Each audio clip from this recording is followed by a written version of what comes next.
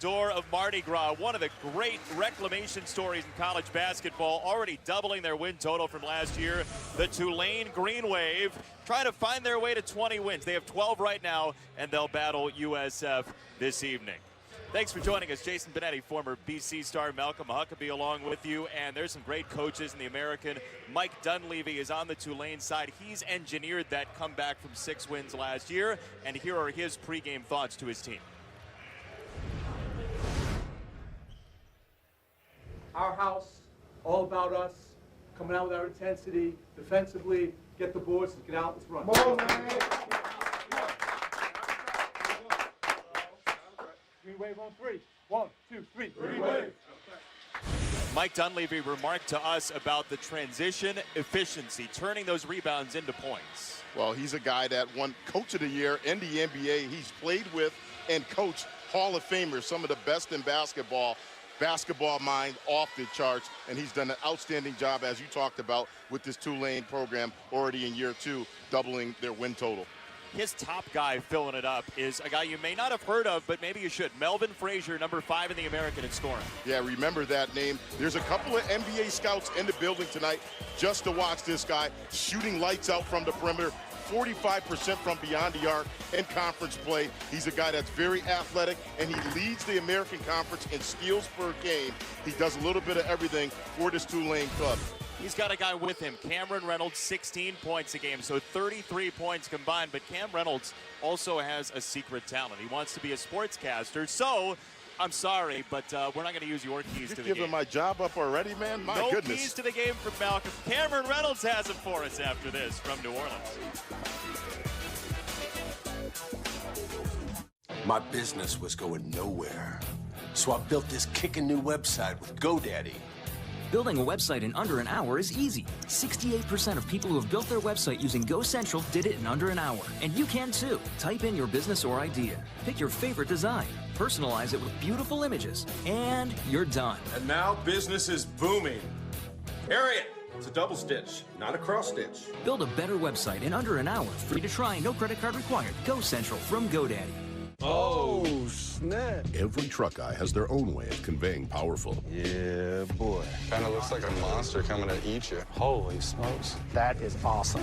Strong. You got the basic and you got the beefy. I just think it looks mean. Incredible. No way. Start your year off strong in a new Chevy truck. Get a total value of over $9,600 on this Silverado All-Star when you finance with GM Financial. Find new roads at your local Chevy dealer. Back to the Big Easy. Tulane trying to get back to 500 in the American Conference. And here's the scouting report on South Florida from redshirt senior Cameron Reynolds.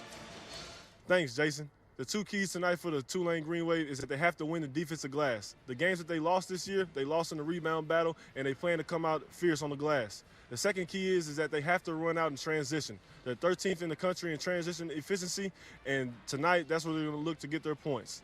Back to you. You know, I love, he doesn't even say we. He's getting ready to be a non-biased sportscaster. I mean, you're trying to play it off now. You're giving him my job already. Come on, man. You gonna be okay? He did a pretty good job, though, Malcolm. That young man, I gotta say. The future is very bright for him. Yeah.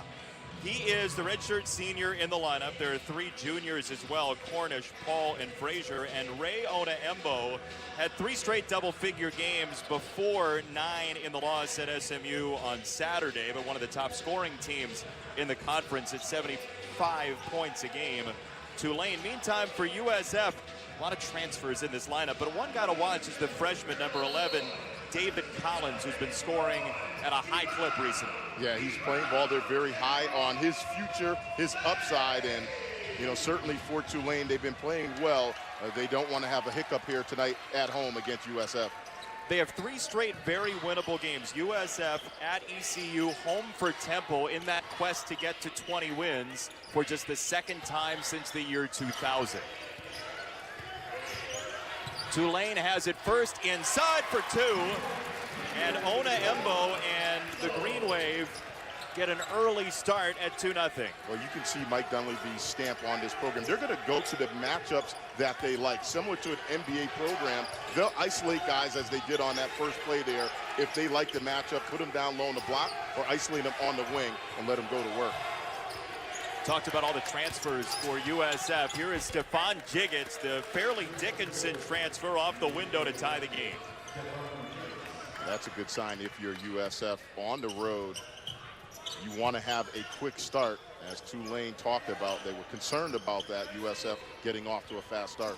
Yeah, Mike Dunleavy kind of wants that put-away punch early if he can get it, as Cornish gets called for a travel and a Tulane turnover. But USF was very close to its first conference win over the weekend. They played UCF very strong, 29 minutes of a lead in that game for Brian Gregory. Yeah, and a guy that spent so many years at Michigan State under Tom Izzo, stop at Dayton and also Georgia Tech.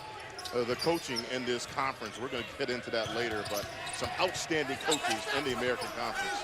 Here's a guy that's been around the block in the American. Terrence Samuel, the former champion with UConn, gives USF the lead.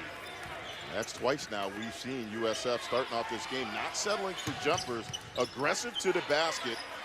Tulane's going to have to do a better job cutting down dribble penetration.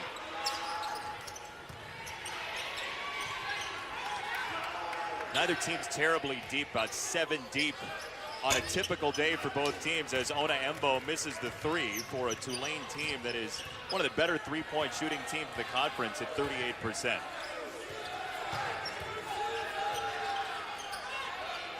Here is Nikola Škekić, the junior out of Serbia. Collins with the bounce feed to Škekić, and he can't finish. That's one that he has to finish. They did everything right on that offensive possession except finish the play. Melvin Frazier, we told you about, the leading scorer with that turnover. Collins, the pull-up, and a long rebound is taken away by Tulane. Reynolds from the corner. And South Florida, which had a high-energy shoot-around today, it's a group that they say is very together, even with all the transfers in the lineup. Yeah, and that's what you want to see if you're the coaching staff of USF. We talked to them about that. Continue to play hard and fight through this. Obviously, they're looking for their first conference win, but they continue to grind out games. There's a 3 for Jiggets. He has 5 of the 7. Well, one thing USF is doing well is shooting the ball from beyond the arc. Second in the American Conference at close to 39%. So that's another key theme we're going to be watching defensively for Tulane. They must defend the three-point line against USF. And this USF team, look, it is the United Nations of all different schools that they've been to. Samuel and Banks, Penn State. Jiggets from FDU. Škekić is from Hutchinson Community College, and David Collins, the only true freshman. Well, welcome to 2018 college basketball. Now, certainly, a lot of schools don't look that spread out, but certainly, I think that's maybe the way we're going with all these transfers. There's a 3 knocked down by Banks. And Brian Gregory told us in shoot-around, he said, look, if you're not looking for transfers right now in college basketball, you're not doing a service to your program. No, and again, that's just the way, whether you like it or hate it, that's just the way it is right now. And USF, again, knocking down a 3 off of poor pick-and-roll defense by Tulane. Into the post, looking for one of those mismatches, and Reynolds with the misfire. Tulane has started just 1 for 4. And a foul against the Green Wave and Reynolds. Peyton Banks, South Florida with an 8-point lead.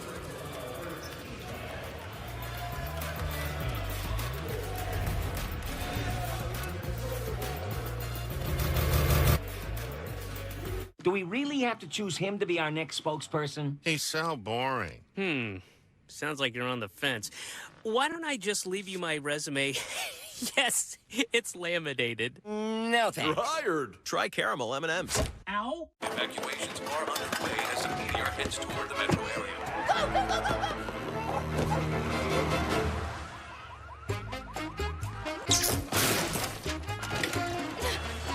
We can fit more.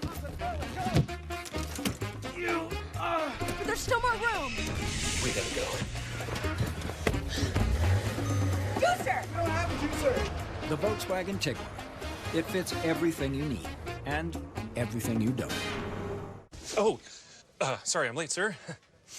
When you said you were at the doctor, but your shirt says you were at a steakhouse, that's when you know it's half washed. Add Downy Odor Protect with 24-hour odor protection. Downy, and it's done.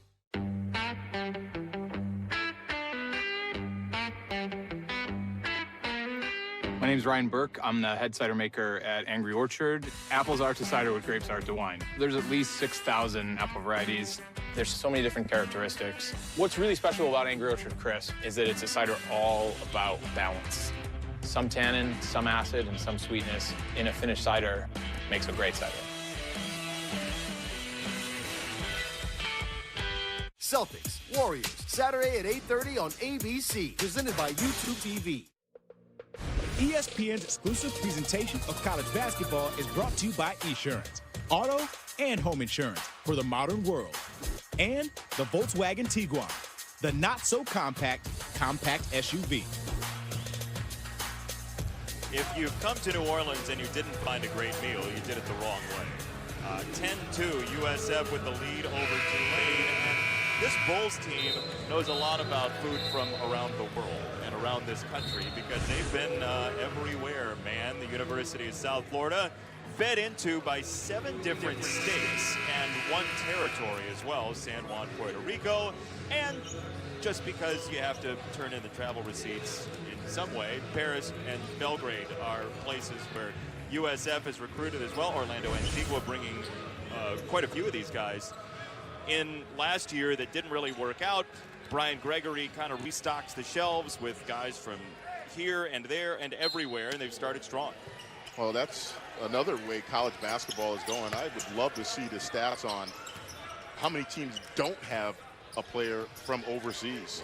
I mean, it's, before it was, you had a handful, and now it seems like every team is going across the water to find players, and it really is a global international game now. Everybody stakes a claim to whatever territory they are from, and they say, they're the first person. Yao Ming certainly opened up the Far East. Drazen Petrovic in Eastern Europe as well, but so many entryways with key NBA talents to get the game to grow overseas and then come back here to the United States as Tulane tries to break free from this 0 for the last 3 opening to this game after scoring on its first possession. Peyton Banks has it blocked away. Blake Paul with the rejection. And Collins gives up on the 3.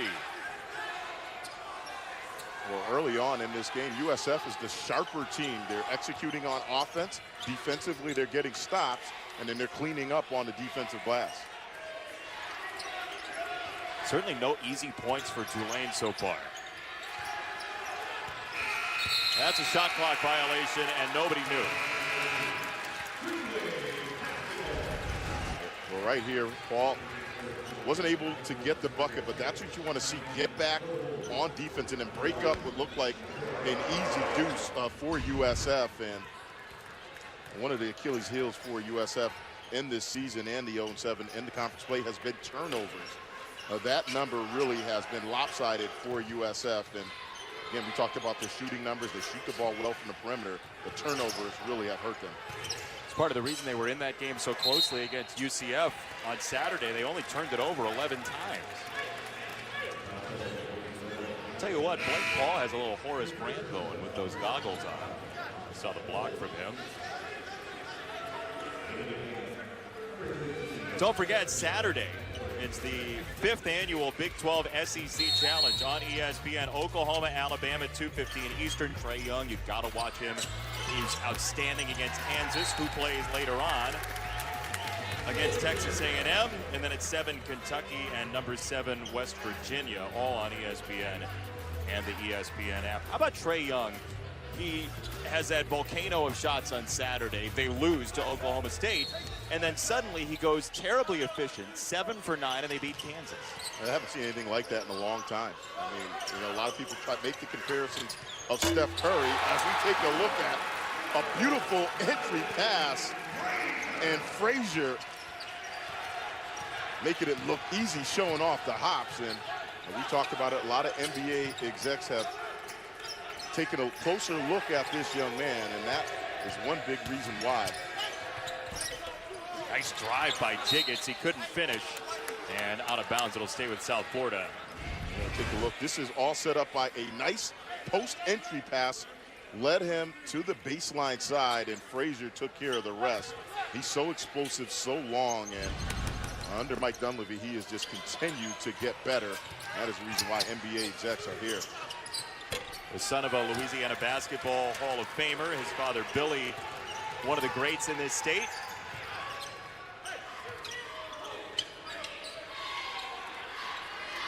They go to the other side, away from Frazier, and the miss for Cornish. Look, South Florida does not look the part of an 0-7 conference team right now, energy-wise. No, and I've been impressed again on the defensive glass. Tulane getting nothing going, no guys going to the offensive glass. There's a three for Banks, and he has 6. The Penn State transfer, Peyton Banks. Numbers don't lie, and we talked about it. USF, one of the better three-point shooting teams in the conference as Tulane knocks down a 3, but Tulane is going to have to shore up their perimeter defense. Right now, USF, too much airspace from beyond the arc. The rare team shooting better from 3 in conference play than in the non-conference. An improved shooting team since non-conference play ended. And there's a steal for Tulane. Ona Embo had it fleeced away, and the counterattack for USF. Nice shot fake and score for 2 for Isaiah Manderson, the Texas Tech transfer. And that is all set up by Jiggets in transition right here.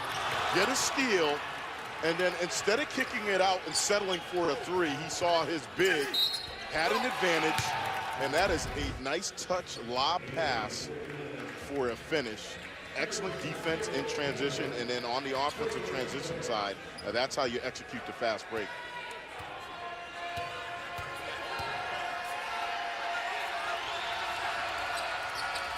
Manderson, who went through a coaching change at Texas Tech with a 3-point play and a 9-point lead for USF,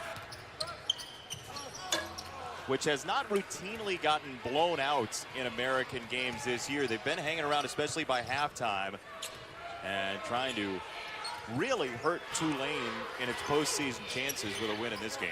Well, if they could cut down on the turnovers, as you said, in that UCF game, they're right in it, and they shoot the ball well from beyond the arc. Witness as they're doing early on in this game against Tulane.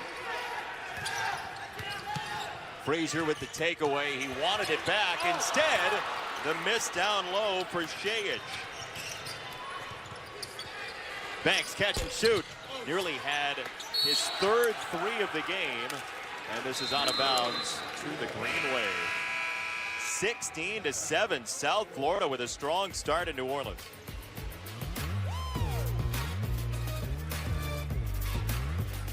Do we really have to choose him to be our next spokesperson? He's so boring. Sounds like you're on the fence. Why don't I just leave you my resume? Yes, it's laminated. No thanks. You're hired. Try caramel M&Ms. Ow. Fired up. Duralast, proven tough so you can plow through winter. And only at AutoZone, America's #1 battery destination. Nothing can stop me. I'm all the way up. All the way up. I'm all the way up. I'm all the way up. Nothing can stop me. I'm all the way up. Oh, snap. Every truck guy has their own way of conveying powerful. Yeah, boy. Kind of looks like a monster coming to eat you. Holy smokes. That is awesome. Strong. You got the basic and you got the beefy. I just think it looks mean. Incredible. No way. Start your year off strong in a new Chevy truck. Get a total value of over $9,600 on this Silverado All-Star when you finance with GM Financial. Find new roads at your local Chevy dealer. Do we really have to choose him to be our next spokesperson? He's so boring. sounds like you're on the fence. Why don't I just leave you my resume? Yes, it's laminated. No thanks. You're hired. Try caramel M&Ms. Ow. First-year head coach Brian Gregory in South Florida leading by 9. Malcolm, you mentioned before, Georgia Tech, 5 years, it didn't go the way he planned. NIT the last season. 8 years at Dayton when he had an outstanding program that he helped guide, where they are just basketball crazy. His 14th year as a head coach. This is a special game for him. His parents are in town. His dad, Gerald, and his mom, Mary Lou, are in the stands. His brother, Tom, as well, who's a local TV producer. And pretty neat day for Brian Gregory. Had parents here at shoot-around as well. I love talking to Mom and Dad. Greg, really proud of his family. Obviously, his brother as well, pretty talented. But his mom, Mary Lou, calls him before every game. This dates back to his days at Dayton and even at Michigan State when he was an assistant for Tom Izzo. And they just really are so proud of what this young man has done. And we talked about it. The quality of coaches in the American Conference, top to bottom, really, I would put them up against any conference in the country. You may have noticed the Cubs hat. He is from Arlington Heights, Illinois, and Hersey High School there. That could have been a travel on Frazier, by the way. So you had to get that Cubs. I know you're the voice of the White Sox, and you have to throw that Cubs reference in there. Come on, man. I get rid of Dockage for a night, and there's still a Cub hat on the screen. It's unbelievable. Man. Non-stop. 16-9, South Florida. They were working on Peyton Banks' back over on the bench. You saw him talking to Brian Gregory as Manderson made his way in toward the rim, and this is pinballed to Tulane. Ona Embo, the young man from France, couldn't finish, and he was fouled, says Les Jones, one of our 3 officials tonight.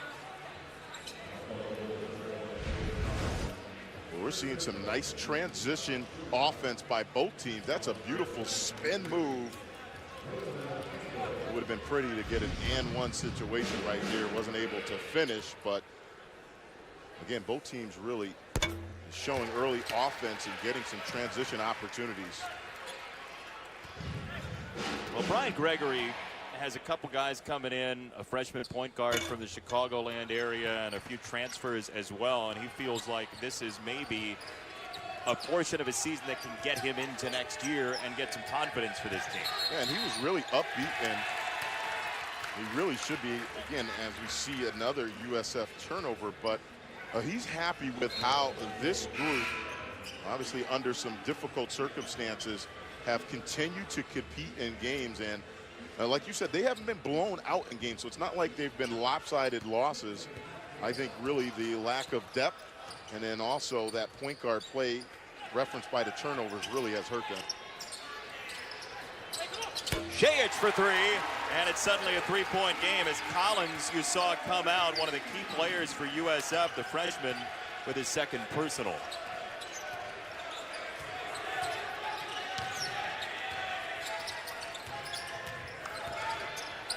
Jiggets found his way open and sticks the 3. Yeah, that was a really nice action in a set play. Couple ball screens, ball move left to right, and then another ball screen, poor ball screen defense again by Tulane. Ona Embo the miss and a foul as Samuel wrestled away the rebound. We're going to take a look. Tulane, that's just a nice set play. Nice little down screen for the big, and bigs aren't used to coming out and defending. And then right here, actually not that bad. It was a contested 3, just better offense by USF, but they continue to shoot the ball at a high clip, over 60% in this first half. The USF from beyond the arc, and that really has been the story of these first really 9-10 minutes of the game. Most people, when they come to New Orleans, would like a little bit more time on their vacation, and we'll see if there's some more time on the clock as Roger Ayers goes to the scorer's table. We have the midcourt clock at 11:10. The basket clocks are at 10:19. And so the question is, which is the actual clock?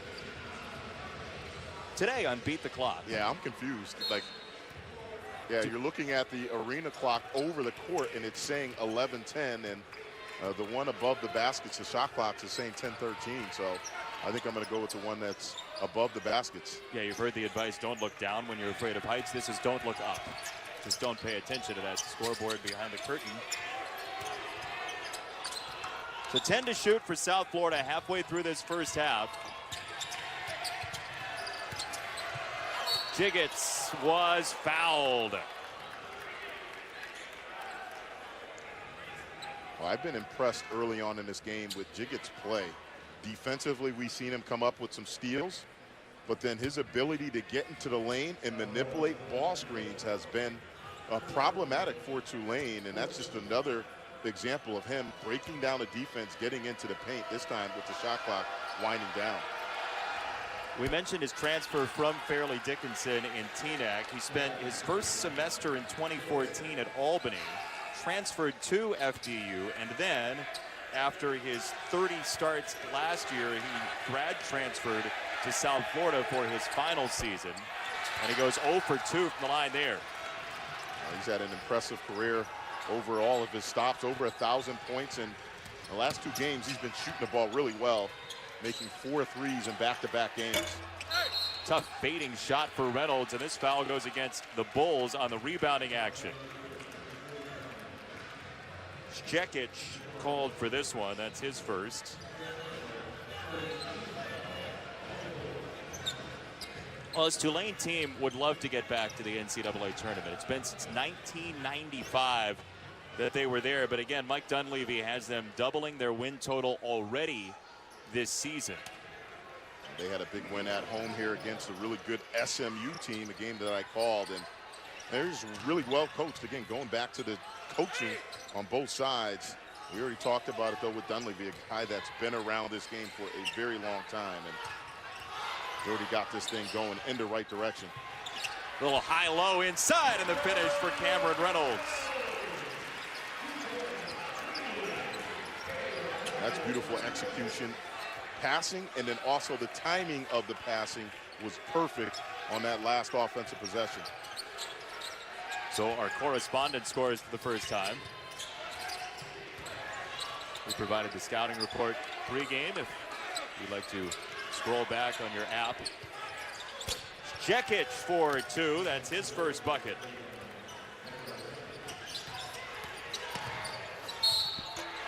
This foul goes against USF. The defender was not set, so Jekic with foul number 2.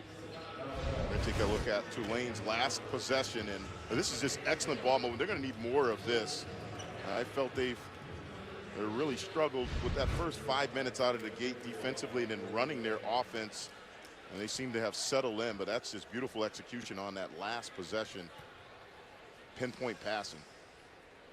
You mentioned the scouts that have visited to see Melvin Frazier, and Mike Dunleavy was very frank with us before the game. He said, look, why would guys want to come play here?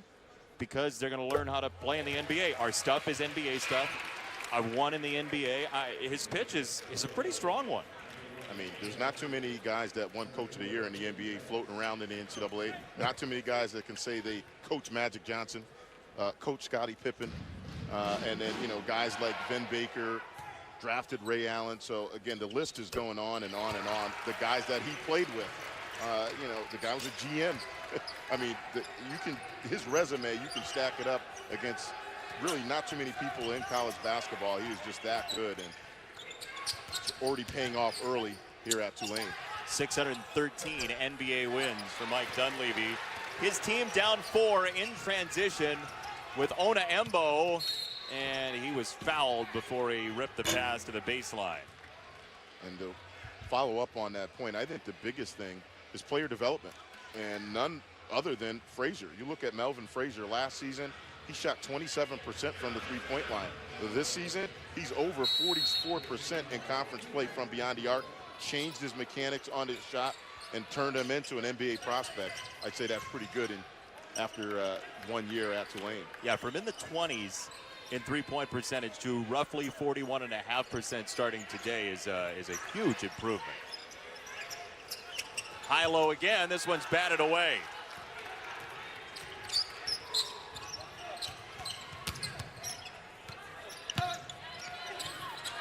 Down on the deck it goes, recovered by South Florida and Justin Brown, the other freshman on this roster right now. Tulio De Silva, a member of the rotation for South Florida, decided to leave the program mutually, so they're down an extra body in this game and beyond as Jiggets, a challenge three and a miss.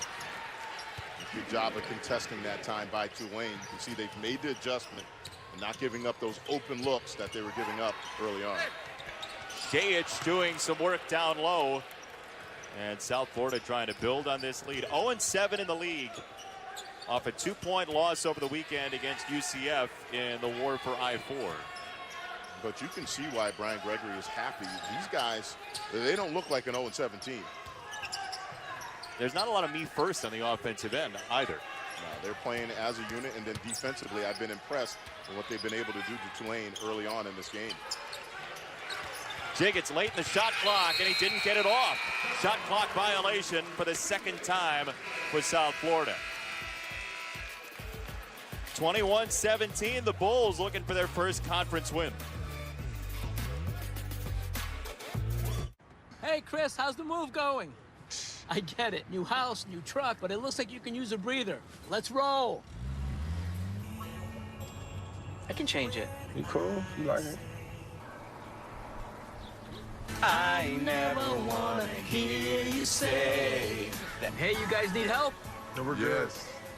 Ain't nothing but a heartache. Tell me why. Ain't nothing but a mistake.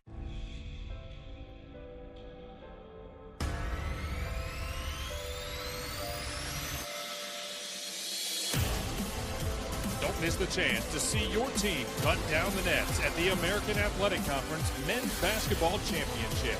All the excitement of tournament basketball starts March 8th and runs to the 11th at the Amway Center in Orlando. For tickets, call the Amway Center box office or visit theamerican.org for more information. It all started with a cardboard box. It's what my colleague put his computer on when sitting all day at the office became too painful. So we designed the first Veridesk. Lift it to stand when you want to, lower it to sit when you need to. I have more energy and I get more done. Our boss got the company to buy them for us, and I love it. If you sit every day for work, the Veridesk is a must. It's sturdy and comes fully assembled. And if you don't love it within 30 days, we'll pick it up. Go to Veridesk.com to order yours. Want to save money on pet food? Chewy.com's got you covered. Chewy has amazing prices on everything you need for your pets. Save on all your favorite brands of pet food, litter, toys, and more. You even get it delivered right to your door with fast free shipping. Woo! So the next time you shop for your pet, head to Chewy.com and start saving big. Save 20% on your first order and get fast free shipping. Download our app or shop online today at Chewy.com. South Florida up by 4, and the game high right now is Stephon Jiggets, the USF guard. Yeah, he's playing well for them. You look at his numbers right now, 2 of 3 from beyond the arc. He set his teammates up for some easy buckets, but Jason, I think the big number for him is 0 turnovers in this first half thus far. That is huge for USF and a big reason why they have the lead. The defenses have been ahead of the offense so far, combined 7 assists, 13 turnovers, but Jiggets does not have any of those turnovers. And it's such a key for them. You look at their numbers in conference play right now, and it's really just lopsided. They have 68 assists and 108 turnovers coming into this game. Does he get an assist for that? I'm going to give him a little bit of love. The way he's playing early on right now, he's doing it all, including picking up the floor. I mean, look, he's even doing the cleanup. It's amazing. He Julien's fries as well. 21-17 USF. Tulane has only led 2-0. Right now, USF switches to a matchup zone, and I like the move by Brian Gregory. Try to change up the defense, give Tulane a different look. That's a tough pass to make for Caleb Daniels, the freshman. Don't forget, SEC Big 12 this weekend. You can see Kansas, which just lost to Trae Young. Tennessee, Iowa State, Oklahoma State, which just beat Trae Young, and then that's the big one, Kentucky, West Virginia. That backcourt of the Mountaineers, Javon Carter, Daxter Miles, so dangerous. It's been interesting with Issa Ahmad coming in after the early suspension. I mean, we talk about the transfers for USF and guys coming in mid-semester. You get a guy like Ahmad for West Virginia, it kind of changes the dynamic of the team. It really does, but for me, I'm going to go back to the guy. Javon Carter, to me, is one of my favorite guards in all of college basketball. I love the way he defends. I get really just sore watching him defend other guys. He makes it so difficult for you to get anything going if you're an opposing guard trying to get by him. You know, there have been a couple games this year. Their Pittsburgh game, which they won, and the Kansas game at home, which they lost, as Manderson adds to his now 5. Those games, Javon Carter got in foul trouble, and West Virginia changes dramatically when he's off the floor. Yeah, the plus-minus really just a completely different look without him in the lineup for West Virginia. He just does so much for them offensively, but for me, he sets the tone defensively. 6 to shoot for Frazier, and Tulane from the foul line, he misses. Who was that guy that you hated playing against because he was always in your pocket defensively? Well, I would just say Georgetown as a unit, because they had Dikembe Mutombo and Alonzo Mourning on the back end, so they just forced you, dared you to drive to the hole, and Dikembe pre-finger wag was punching my shots up into the stands. Wait, you had him pre-wag? Yeah, he wasn't doing the wag back then, but certainly they made it really difficult for you to get into the lane. He didn't invent it against you, did he? No, I can't take credit for that. But I think I added to his career blocks numbers in college. Offensive rebound for Blake Paul, and Tulane resets.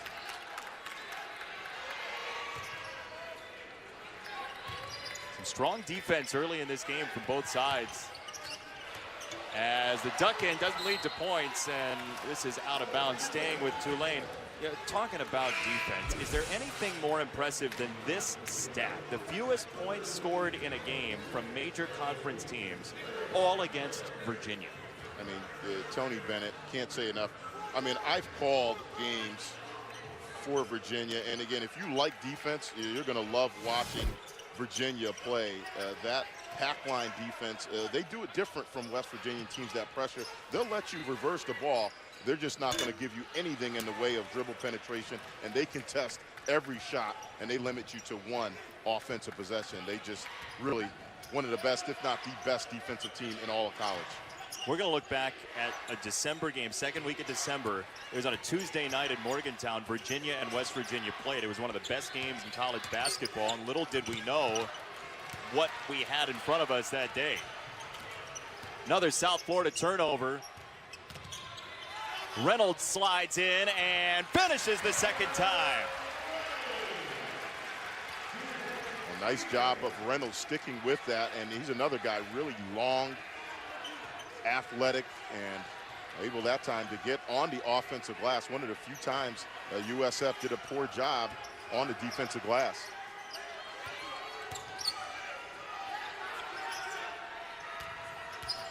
Houston native Cameron Reynolds brings Tulane within 6. And one and done for South Florida. Here comes Cornish.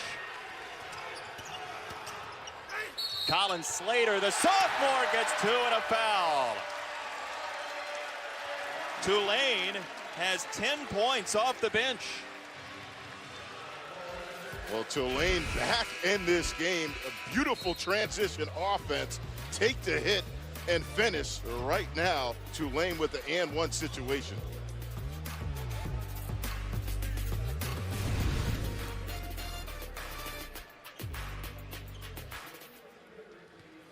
A team? We're a team, and I'm out here by myself, hot day in the field.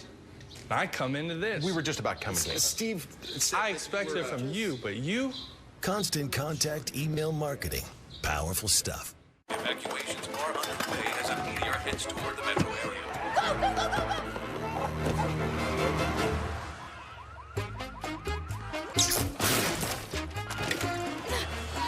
We can fit more! But there's still more room! We gotta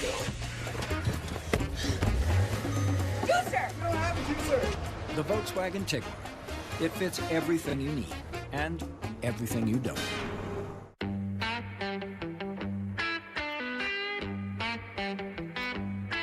At Angry Orchard, what's important to us is to work with great apple growers. Some of those apples come from small family farms in coastal France. Some of those apples come from the Hudson Valley. Some of those apples come from Washington State.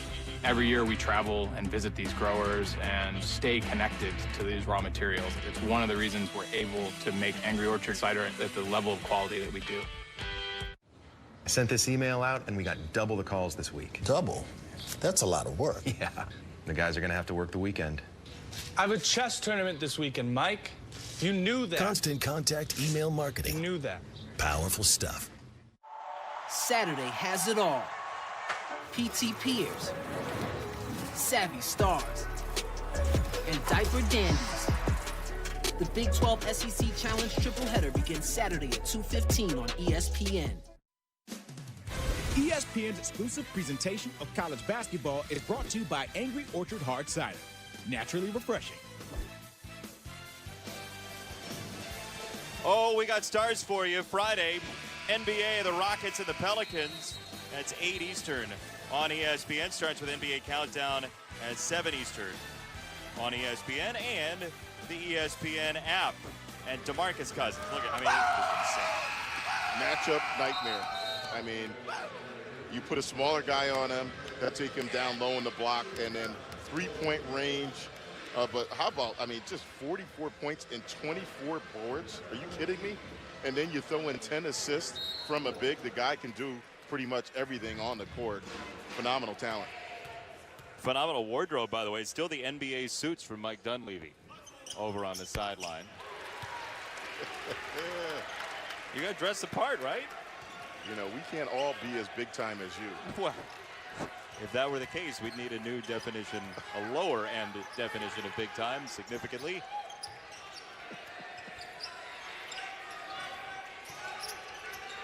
Brown, the freshman, on the floor. His classmate David Collins with 2 fouls has sat most of the first half. Good wraparound pass for 3, and Terrence Samuel. Beautiful basketball. Stephon Jiggets, that set up again. Beautiful pick and roll offense, break it down, dribble drive, draw 3 defenders, and then wrap around pass to a wide open shooter at the top of the key. You can't ask for a better possession if you're USF. Just the 11th 3 of the year for Samuel, the transfer from Connecticut. Remember, he had that 11-point game against Villanova in the tournament run a few years ago, as Tulane settles for a long 3 from Reynolds. The zone has impacted Tulane. USF, give them credit, Coach Gregory, making that change to the matchup zone, and they forced Tulane into some contested, difficult threes.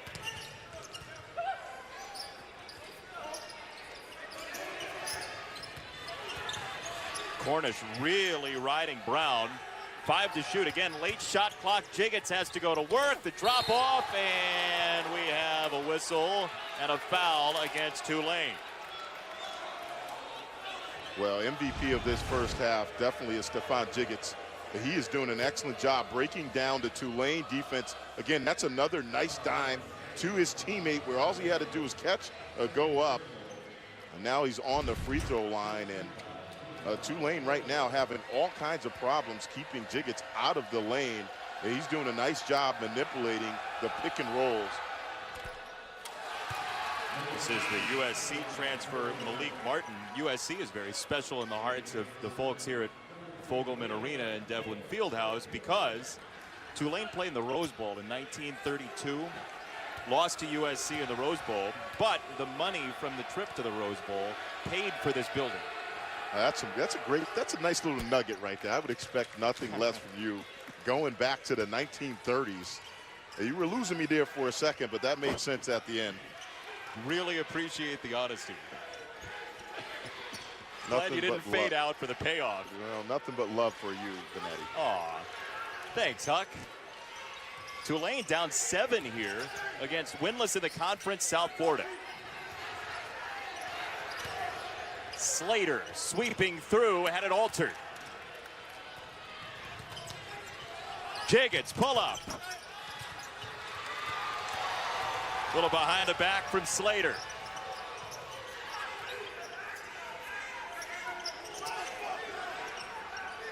What do you want on this possession if you're Tulane? Well, it's got to be something going to the basket. Right now, I think they're just settling for jumpers. Credit USF. But right now, they're in that matchup zone, and Tulane has been unable to break it down. Ona Embo to the corner. And under a minute to go, first half. Brian Gregory has got to be ecstatic on that bench as we step aside for 30 seconds. Come back for the final 50 seconds of the half. Today, what are you going to give? Give 30 more seconds on your Peloton. Give it from right here in your living room. Give it your best morning, noon, or night. Give it up for New York's best instructors live. Give them something to see. Give yourself 1,000 other riders to push you to the top. Give it up for this song. Give more than you ever thought you could. Give your home the one thing that will make you give it all. Peloton. South Florida has last won a road game outside of its state on December 1st of 2016 at Troy, but they're in position right now. Why? Defensively. It all starts defensively with them. They've been able to get stops, but they've cleaned up the defensive glass. That was a key for Tulane coming in this. Could they win the rebounding battle? And then offensively, the turnover number. Credit Stephon Jiggets. He has been the guy for USF in this first half, controlling the tempo, but then breaking down the Tulane defense in the pick and rolls.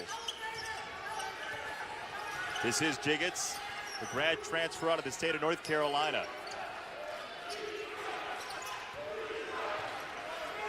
Against the sophomore Slater, off the screen from Martin. He got the roll. It's been a clean first half for him. Again, pick and roll offense. They're not blitzing him, getting the ball out of his hands, and he's been having some clean looks or finding his teammates for some wide open opportunities. Saw on that sideline, USF's assistants are coaching very hard, out of their chairs, fired up 9.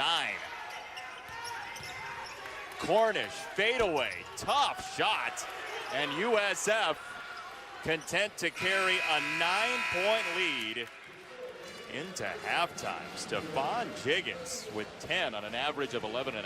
Yeah, he's been impressive in the first half. He's really the story along with that USF defense. It's been an impressive first half by USF. The Bulls trying to win their first conference game of the year. They also have a kit that they can ship directly to your house. There's really no excuse to not try it. Get your confidence back risk-free. Our Smile Guarantee ensures that if aligners aren't a good fit for you, you get your money back. Having straight teeth is such a great feeling. Get started at SmileDirectClub.com for as low as $80 a month. We welcome you back to the American Conference on ESPN. The Green Wave needs a comeback, down 31-22. Here in New Orleans. Jason Benetti, Malcolm Huckabee along with you. And look, Stephon Jiggets has been the story of this first half. You look at his numbers, 10 points, 2 of 4 from the three-point line, but the big numbers, 0 turnovers in that first half. He played beautiful basketball out of the pick and roll sets for USF. He was either scoring for himself or he was able to find his teammates.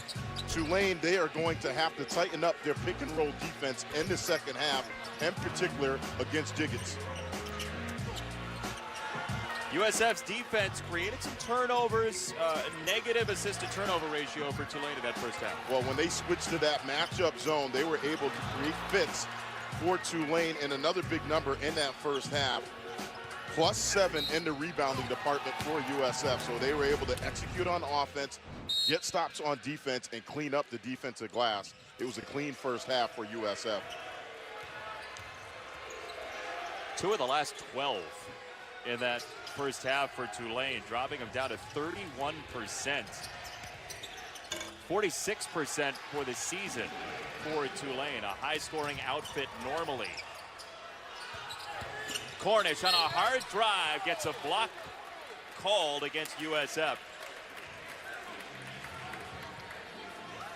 I like the adjustment by Tulane, though, not settling for jumpers. In that first half, they shot 20% from beyond the three-point line. Now, I'm not really sure about that call. Now, the referees have done a nice job. He's out.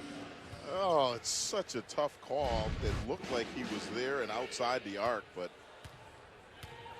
question is, was he late? yeah, and that's the thing. It looked like he moved over late as the defender already started his jumping motion. And I think those are the toughest calls. It's a bang-bang play, and really got a great crew on tonight's game.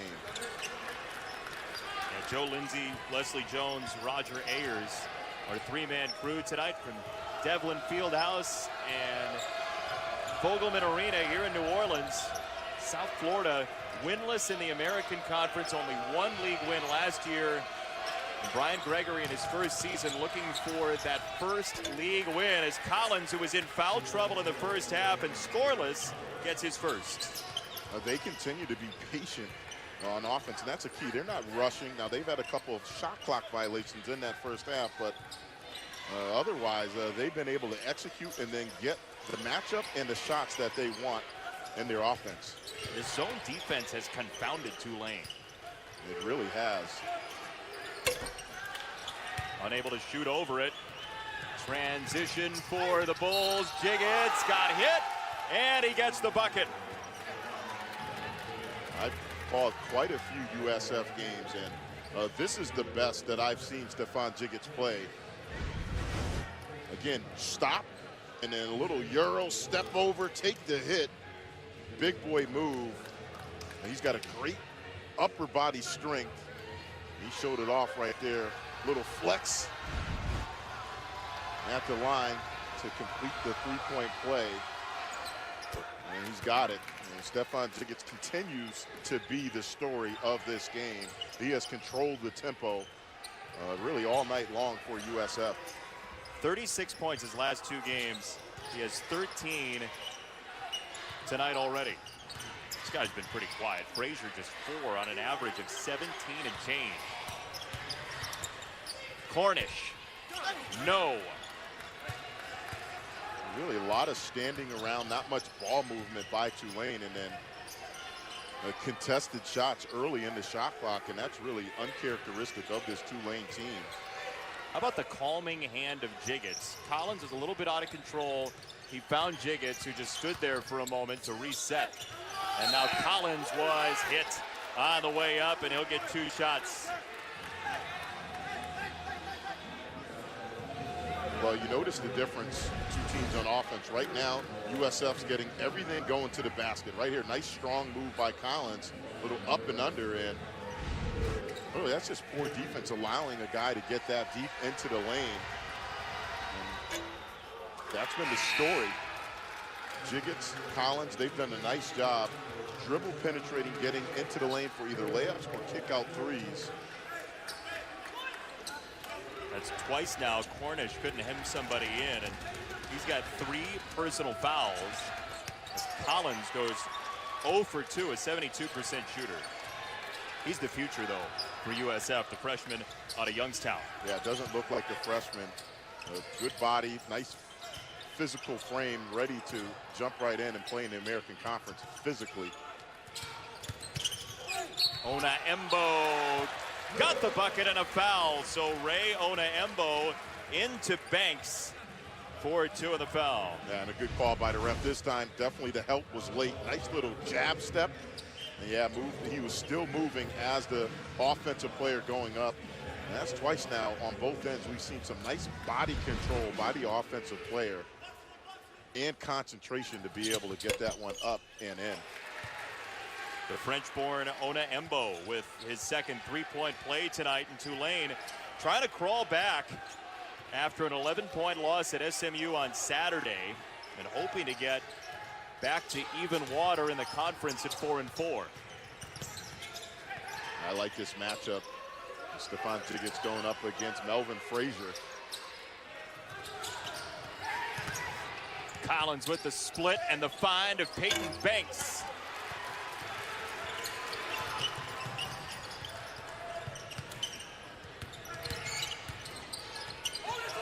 Reynolds. Second chance for Shayich, and he'll go to the line.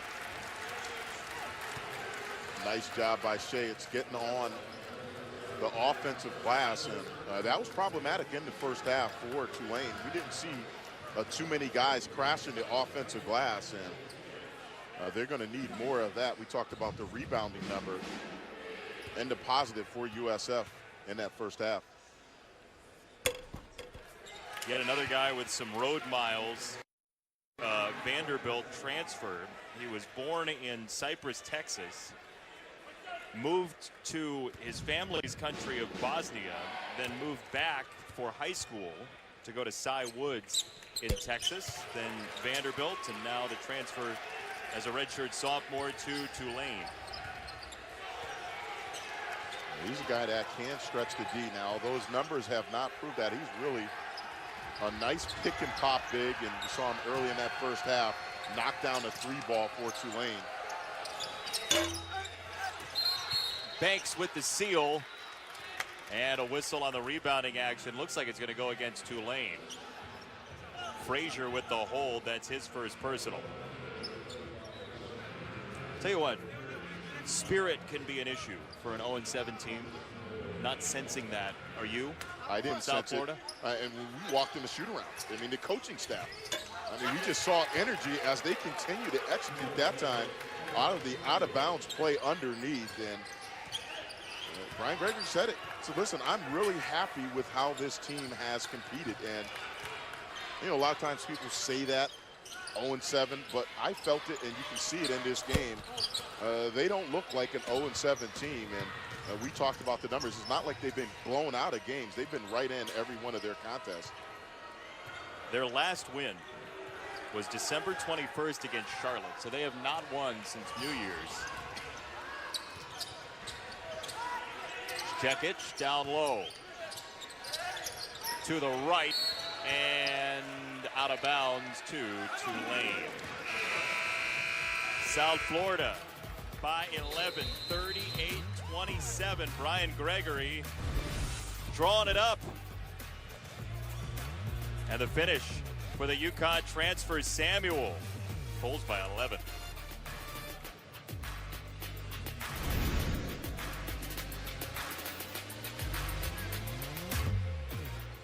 Celtics, Warriors, Saturday at 8:30 on ABC, presented by YouTube TV.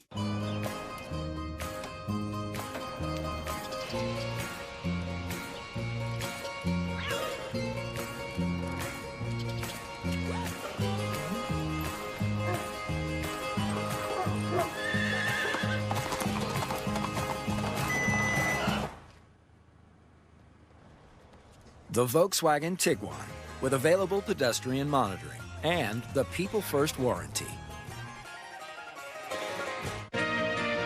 Cleaning floors with a mop and bucket is a hassle, meaning you probably don't clean as often as you'd like. For a quick and convenient clean, try Swiffer WetJet. There's no heavy bucket or mop to wring out because the Absorb and Lock technology traps dirt and liquid inside the pad. It's safe to use on all finished surfaces, tile, laminate, and hardwood, and it prevents streaks and hazing better than a microfiber strip mop, giving you a thorough clean the first time. For a convenient clean, try Swiffer WetJet with a money-back guarantee. Bren Power, helping you buy better. My business was going nowhere, so I built this kicking new website with GoDaddy. Building a website in under an hour is easy. 68% of people who have built their website using GoCentral did it in under an hour. And you can too. Type in your business or idea. Pick your favorite design. Personalize it with beautiful images. And you're done. And now business is booming. Harriet, it's a double stitch, not a cross stitch. Build a better website in under an hour. Free to try, no credit card required. GoCentral from GoDaddy. Hey, I just wanted to... Hey, there he is. What are you looking at? Are you looking at the results of yesterday's Constant Contact email? We were supposed to watch that together. I'm sorry. I can't even look at you. Send great-looking emails that drive big results for your business. Hey, guys. When are we going to look at the... Oh, I can't believe you guys. Constant Contact email marketing. Powerful stuff. South Florida by 11. Big day in college basketball. It's the 30th anniversary of one of the great moments. Time to check out the assist of the game, brought to you by State Farm. Send it in.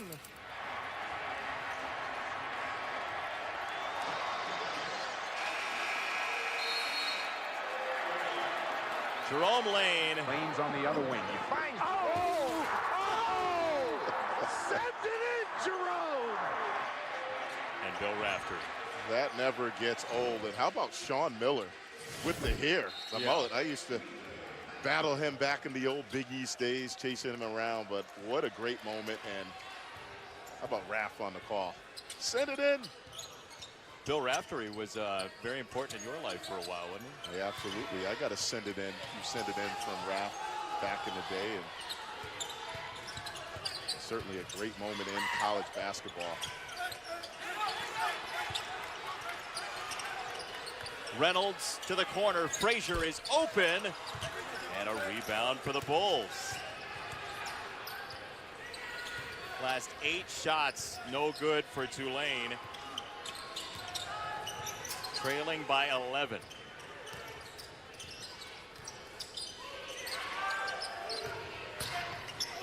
Peyton Banks through traffic. And a second chance, no dice. Reynolds a trailer. Missed the 3. Tulane has really scuffled 2 for 14 from 3-point range. And when you're below 15% from the three-point arc, you got to pull it back. Right there in transition, you got to try to get something going to the basket. Unless it's out of a set for a wide-open kick, that's really a poor play. You got a 3-on-2 fast break. You got to try to get something going to the hole.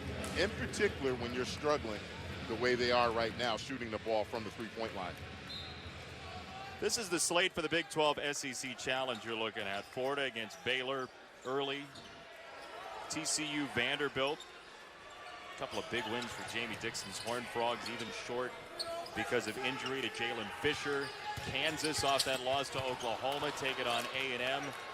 And the big one, Saturday, 7 Eastern, Kentucky and West Virginia. I was in Morgantown a couple weeks ago, and the locals were already talking about that game as Banks scores. I mean, the buzz, Kansas was in town, and the buzz was, Kentucky's coming. Kentucky's on its way. What a conference that is. But we continue to take a look at USF really has been dominant in this game in terms of execution and then on the defensive glass. Right now, they're plus 10 in the rebounding department, and that has been huge in this game. There's a 3 for Justin Brown, his 27th of his freshman season out of Birmingham.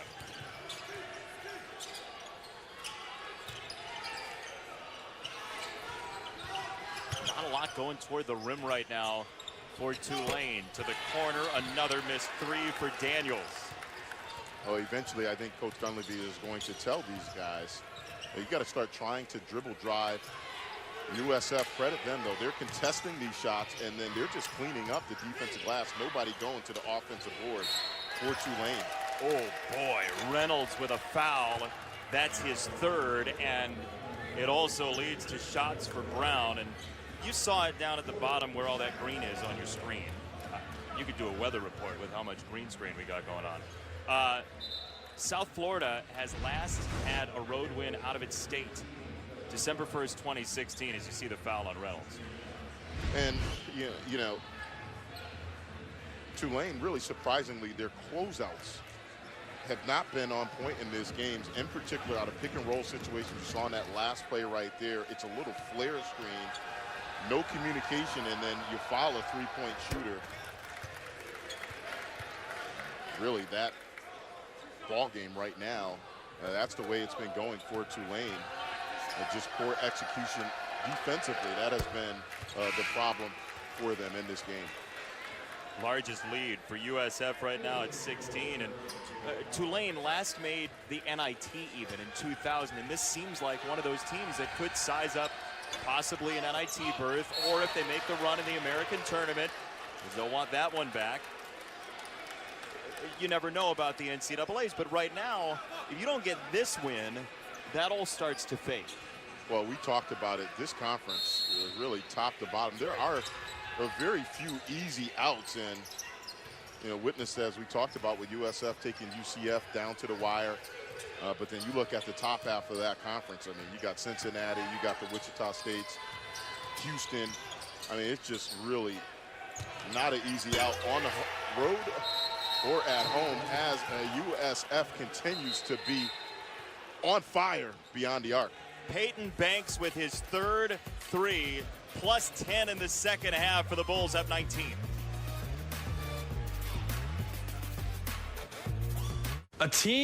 We're a team, and I'm out here by myself, hot day in the fields, and I come into this. We were just about coming to Steve, I expected it from you, but you? Constant Contact email marketing. Powerful stuff. Nothing can stop me. I'm all the way up. All the way up. I'm all the way up. I'm all the way up. Nothing can stop me. I'm all the way up. A cheeseburger and a free shake. It's my kind of deal, because I also am both hot and cool. Okay. How are you hot?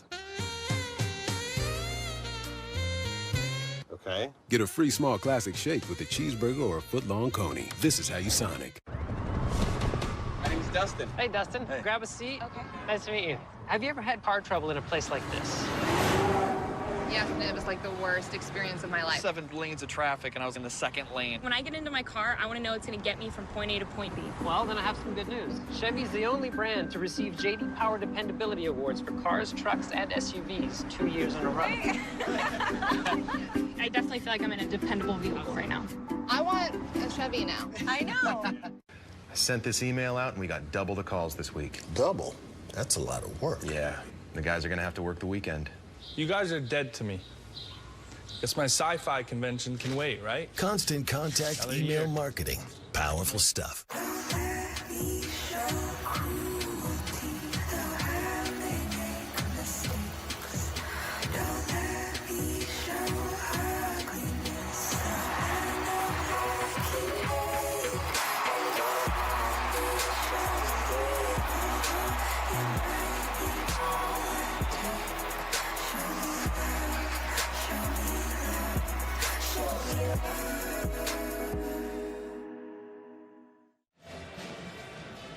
Just how they drew it up for South Florida. Peyton Banks sticks a jumper to complete his double-double, 11 and 10 right now. And speaking of just how they drew it up, nothing like setting up your own segue. He's an artist, Peyton Banks. He just kind of freelances and creates drawings and pictures, and this is some of his art. He was a design major at Penn State, and he said at his previous stop with the Nittany Lions, he actually created some tattoos for his own teammates. He was the design guy for the tattoos for his teammates, and he in fact designed his own tattoo, which he has on his chest. We asked him if he could show it to us pregame, and he said no. I'd be breaking a promise to my grandmother, Wilma Peters, who lives in Laguna Woods, because he said I'd never show my tattoo on TV, Grandma. Well, Grandma, you should be very proud of this young man. We really enjoyed our time speaking with him. A talented young man on the court, but more importantly, off the court. Future very bright for him. And his USF Bulls are putting on a really outstanding performance in this game thus far. The tattoo, by the way, that you're not going to see says, "It's what you do in the dark that puts you in the light." Hard-working guy, comes from Penn State, and trying to finish off his career with at least one win in conference, which they had last year, but you kind of get the feeling that this team is about to bubble over and maybe make a little bit of a run late in the season. Yeah, and shooting the ball, we talked about this. They're right now second in the American Conference. That number might go up to #1 the way they keep shooting tonight in terms of shooting the ball from beyond the arc. They came in close to 40% as a team from beyond the arc, and they do an excellent job spreading you out, but Jiggets and company have really put on a clinic offensively in this game thus far, finding wide open shooters. Points per game are down. The wins may be up after tonight. 7 each the last 2 years, but we're still in January this season. The freshman Brown is in control. There were some big blowout losses last year, and not to say they haven't happened this season, but it's a much cleaner look, especially tonight for South Florida, up big on Tulane. Reynolds gave up the three, got it down low to the freshman Daniels, and the second chance for Shayich. Right now, USF has to be careful. Tulane extending their pressure now, trying to speed them up. You don't want to turn the ball over if you're USF. Foul goes against Tulane as we step aside. Do we really have to choose him to be our next spokesperson? He's so boring. Sounds like you're on the fence. Why don't I just leave you my resume? Yes, it's laminated. No thanks. You're hired. Try caramel M&Ms. Ow. Nothing can stop me. I'm all the way up. All the way up. I'm all the way up. I'm all the way up. Nothing can stop me. I'm all the way up. Hey, Julie, I know today's critical, but I really need a sick day. Dads don't take sick days. Dads take Dayquil Severe, the non-drowsy, coughing, aching fever, sore throat, stuffy head, no sick days medicine. Hiring was always a huge challenge.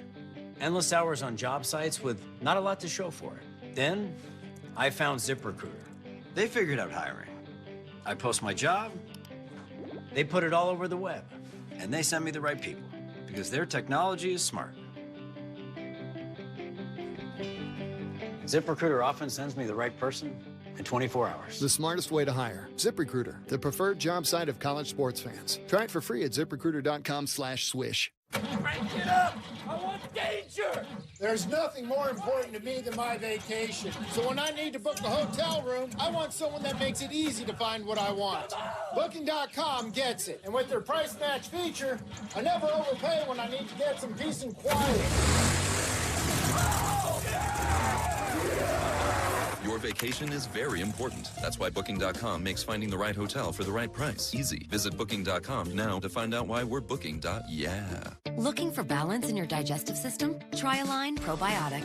For a non-stop, sweet treat goodness, hold on to your Tiara kind of day. Get 24/7 digestive support with Align, the #1 doctor-recommended probiotic brand. Also in kids' chewables.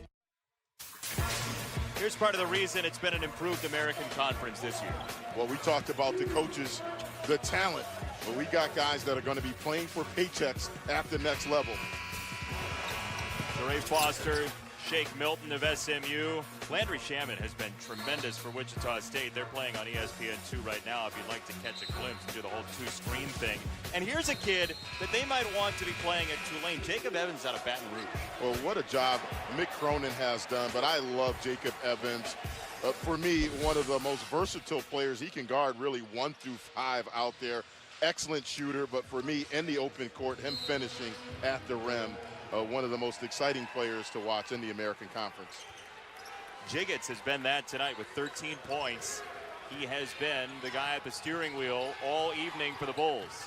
Off the Manderson screen, a hard drive and a score.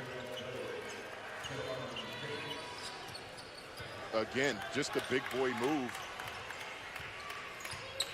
Beautiful dribble drive. Excellent body control that time, though, finishing with the left hand. That's not an easy shot. He made it look easy on that play right there, using that strength and upper body. Offensive rebound chance was there for Daniels, and he's going to pick up the foul. That's his third. Well, this has been the problem for Tulane right here. Melvin Frazier, again, no help on the pick and roll. The big flattens out. You got to either blitz him or stop him. You can't just keep backpedaling, because Jiggets really has made them pay all night. When you say blitz, you mean 2 guys over the screen? Absolutely, meaning the big's got to come out and trap, try to get the ball out of his hand. The problem, though, with USF, they shoot the ball so well from beyond the arc, you don't want to give up wide open threes. That's a reach-in foul on Jiggets, his second personal. It's not really a mystery that he's going to drive, though. No, and they've been unable to make the adjustment. Now they have Frazier on him, but credit to Stephon Jiggets. He's been able to get into the lane.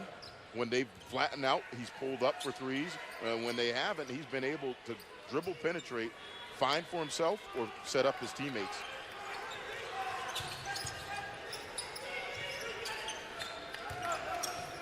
Everything at the arc so far for Tulane.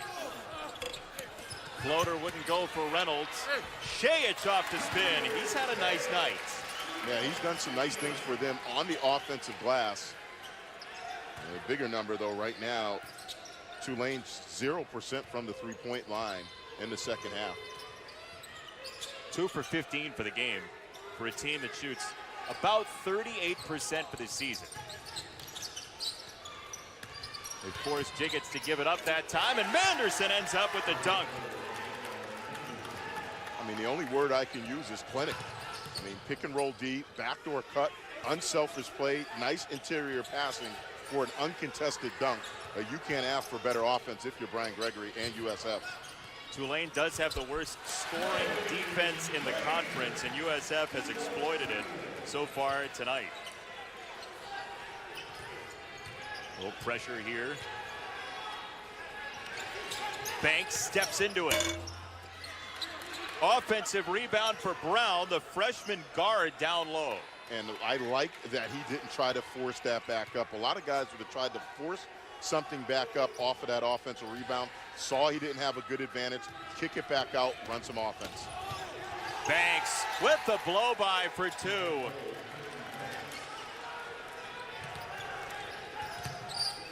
Peyton Banks, we saw his artwork, and he is in double figures. That's going to be a foul against South Florida, it looks like. This right here, again, just poor pick and roll defense. Again, no help, no heads, nobody stopped them. And that's just a uncontested layup, walk down the middle of the lane. And it's just been too easy for South Florida in this stretch in the second half. What's wrong with Tulane's offense? Right now, the zone, they've had inability to break it down, and then they're just settling for jumpers. And when you're shooting now below 13% from beyond the arc, you got to eventually really pull the plug on it and stop and try to dribble drive. We haven't seen much of Frazier off the bounce at all tonight. Collins, by the way, with his 4th foul, the freshman guard for South Florida, so he is off the floor. Manderson sets a screen again for Jiggets. Samuel got it off and scores! Everything going right for USF, even when Tulane looks like they're going to have a good offensive possession, or excuse me, defensive possession. They come up with a 3 with the shot clock at 1. Yeah, time really bleeding away here for Tulane at 3 and 4 in the league. Hoping to kind of backdoor cover into their first NCAA tournament since 1995. And this is a key stretch of games against South Florida, ECU, and Temple. And it's not going well tonight. Brown is full of life down the court as he bags another 3. And just no contest. I mean, really, that's what you have to do with Tulane right now. They're not contesting shots and then unable to keep guys out of the lane. That's just the story on defense. Justin Brown, who's now in the top 10 in South Florida. Freshman 3-point numbers, passing recently Seth Greenberg's guy, B.B. Walden, for 9th place. He's got a couple of them tonight. And ticking down to 7 minutes to go. South Florida with a mammoth lead. Samuel, kick out with 3 to shoot. And the block by Frazier with 1 on the shot clock. Look, 4-leaf clovers all over the place from South Florida. Well, they have been on fire. It's been an offensive bombardment. USF knocking down 3s all over the court.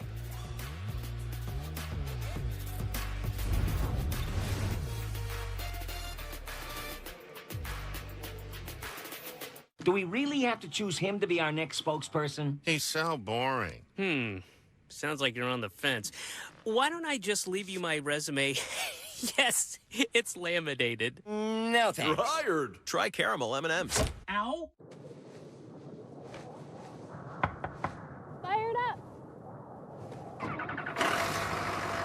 Duralast. Proven tough so you can plow through winter. And only at AutoZone, America's #1 battery destination.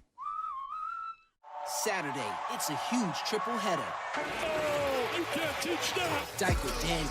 doing good. How about you? Savvy Stars. This is the fight of a champion. And PT Pierce. Trey Young, the clutch gene right here. Got nothing to lose, got nothing to lose. It's an electric atmosphere for a great day in the Big 12 SEC Challenge. Oklahoma, Alabama at 2:15. Then Texas A&M, Kansas, and Kentucky, West Virginia. Saturday on ESPN. Did the holidays hit your credit cards hard?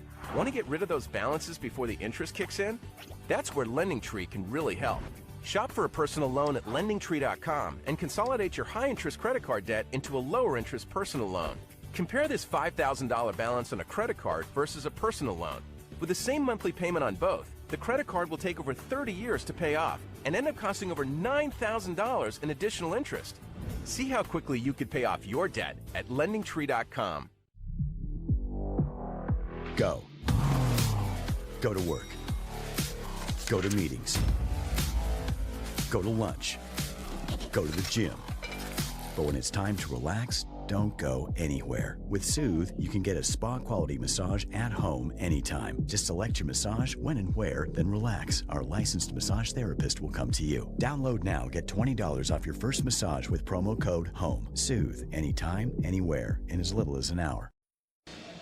Time for tonight's Wendy's Wooden Watch, and Landry Shamet in the top 25 midseason release for the Wendy's Wooden Award. 15.5 points a game. His team is up tonight on UCF. As, by the way, in this league, UConn beat SMU tonight by double figures. And part of the parity in this league has got to be the coaches, right? Well, I mean, absolutely. We've talked about this list. We got two guys, Tubby Smith, Kevin Ollie, that have won national championships. We got a guy in this game right here, you know, that's coached in the NBA, coach of the year in the NBA, played in the NBA, Coach Magic Johnson. You look at Frank Haith, you look at Greg Marshall now at Wichita State. The list goes on. Johnny Dawkins. I mean, oh my goodness! Brown on a catch and shoot turnaround sticks the landing. What hasn't gone right? I mean, everything has gone right for South Florida in this game. They're going to check and see if he did get it off. What a wild play this is. Chuck and duck. I mean, that's all you can say about that. Now, I'm not sure 1 second. That looked, it looked like that light was not off when it's out of his hands. And, man. Let's take a look here at this wide angle. Oh, yeah, that's good. That's. John Daly used to say grip it and rip it. He didn't even grip it. No, and he ripped it. He just turned and flung that thing up in the air. And the arc, the touch, obviously everything was perfect. That was nothing but net. And Brian Gregory's brother Tom enjoying it. Whole Gregory family is here. He might have them at every game moving forward. Fly him in. Yes.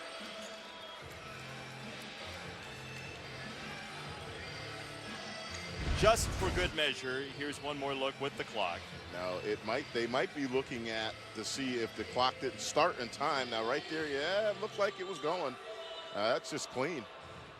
Without the tenths of a second on the shot clock, it's tough to tell exactly where the clock lived when that play first started. So whether or not it's 0.2 or 0.9, that certainly plays a role in this circumstance as the officials look at it, and this is good. So good call by Joe Lindsay and Leslie Jones over at the table. Roger Ayers providing support from over on the baseline. Let's see if Tulane can make the adjustment now. It's back for USF into the matchup zone, and that has really been the change of the game. When they went to that matchup zone, Tulane continued to struggle from beyond the arc. Slater wanted contact from Manderson, didn't get it, and the rebound hits the deck for Reynolds to scoop it up. Short of having Trey Young, though, Tulane is going to have to really pick up the pace offensively here. Well, you need dribble penetration, or you have to try to get the ball to the short corner or high post. What you can't do against the zone is what they did right there. Dribble around and then shoot a contested jumper with nobody going to the glass. you also at some point have to make shots. And that hasn't happened today. And I think it's also the quality of shots. You cannot shoot contested threes as they've done without any penetration or ball movement. Manderson got it on the rim and couldn't finish. We're under 6 minutes. South Florida is walking up toward its first American Conference win of the year. Frazier off the high-low pass. Just his third field goal of the night. And they're going to need more of that. But obviously time really is running out for Tulane in this game. And they're going to have to get stops and then get into their offense early.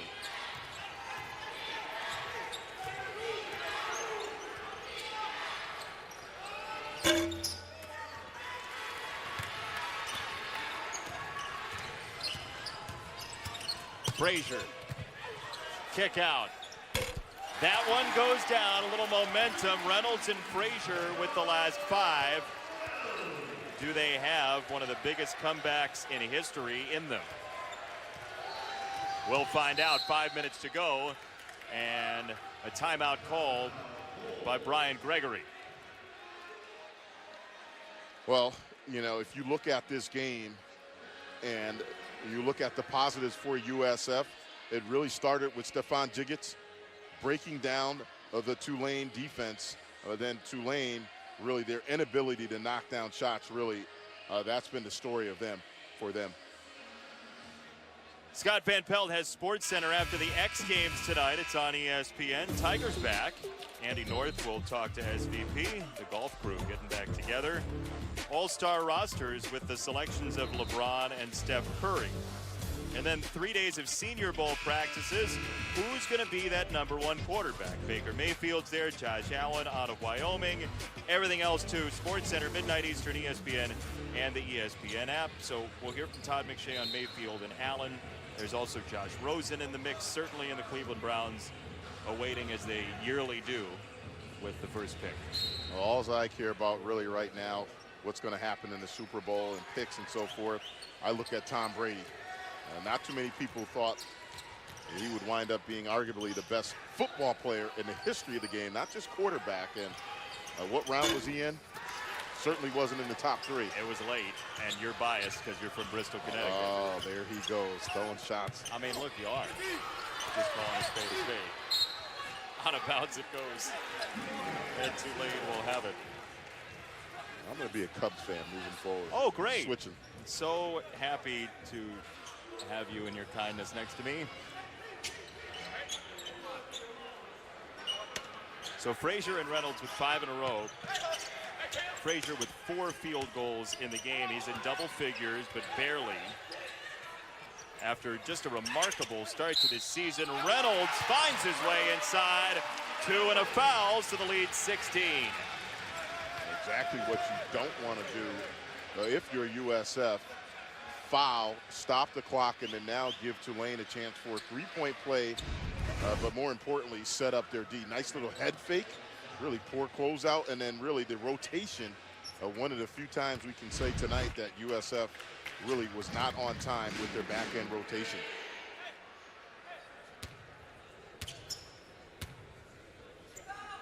Cameron Reynolds with the 3-point play. Suddenly it's a 15-point game, and you wonder if here we go again might possibly creep in for the Bulls.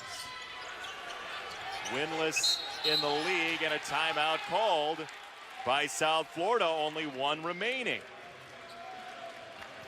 You know, you kind of get the notion that this game's not over. It's an 8-0 run, 4:22 to go. Come back with us.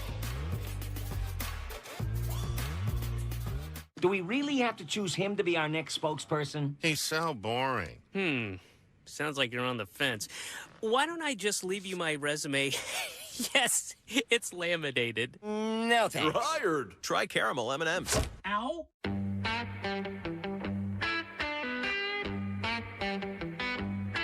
At Angry Orchard, what's important to us is to work with great apple growers.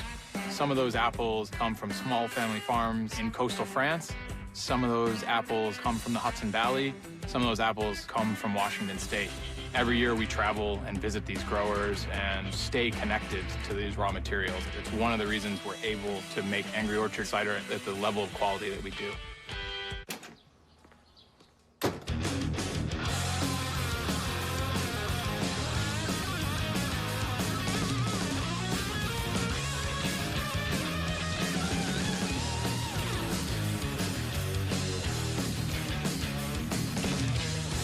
Any object, any surface.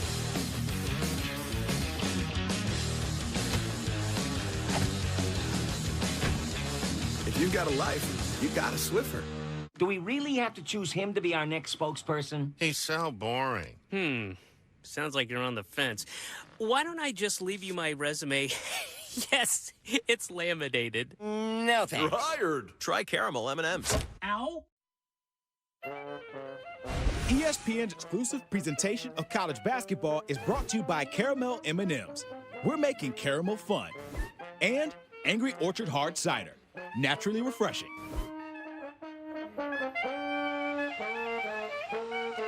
All right, so 24 hours a day there's live music in New Orleans. That's what you need to know if you've never been to this city. Great food, great music, and so many talented people who are just on the street playing for you. The it's atmosphere awesome. is just great. And you keep talking about the food. You're making me hungry here, man. I mean, look, you can get anything you want in this city. You want alligator, you can have alligator. You want rabbit, you can have rabbit. Whatever it is, you can get it in New Orleans, and it'll probably be very tasty. Agreed. Brian Gregory has his team up 15, but Jiggets has been quiet recently. South Florida expanded this lead to 23.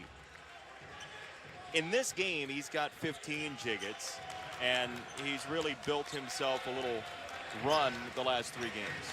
He has, and right now, though, I think the bigger issue, we talked about it, Ofer in conference play. Let's see if they can figure out a way to close this game out, which really they've outplayed Tulane thus far.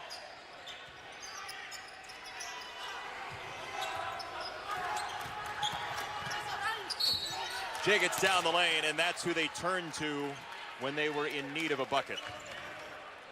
And I like him continuing to attack. A lot of times you see teams with big leads, and they stop attacking and doing the things that got them the lead. Get back to doing what you're doing, and you take a look at Jiggets right there again. That has been the story of this game. Him in attack mode, either pulling up for jumpers or getting to the basket. That was very reminiscent of Anthony Collins. We saw him help USF to the tournament a couple of years ago, and that low dribble, the duck in, he was a very talented player. And Jiggets, in a different season certainly, but with a big couple of points there. He's been impressive all night. Defensively, controlling the tempo on offense. He's made everybody around him much better with his play.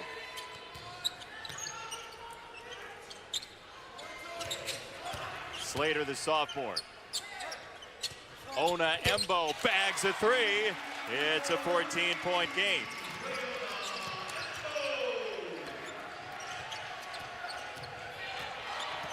Tulane with some desperate defense. Slater steps in front and creates the turnover. Slater is fouled. He'll get 2 shots.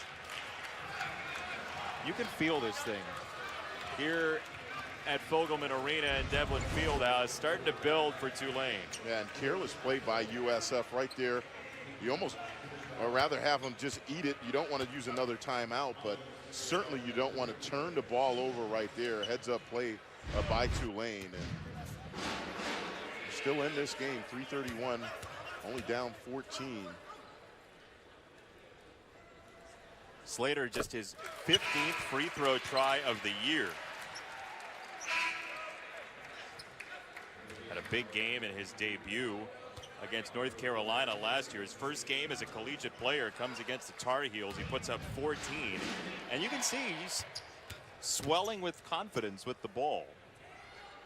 We talked about player development under Mike Dunleavy, and he's one of the best in the business at any level, and you can see all his guys continue to get better. Reynolds called for the foul. A 1-and-1 for Jiggets on the way. 4th foul against Cameron Reynolds. He might have gotten whacked in the face.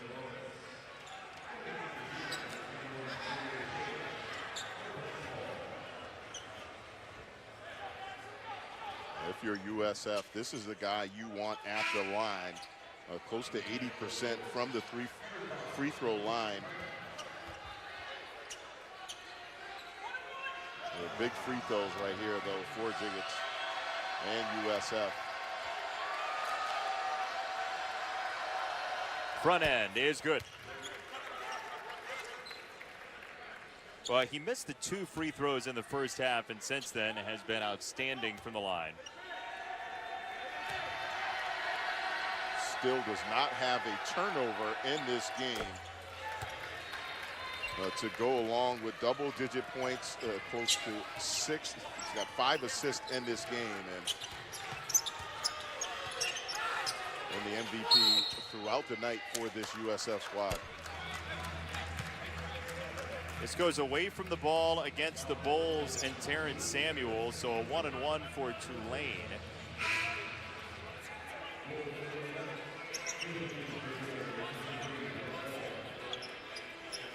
Paul back in for defensive purposes. And Frazier, a 74% free throw shooter who's perfect 2 for 2 at the line tonight. Yeah, that's not a good foul at all.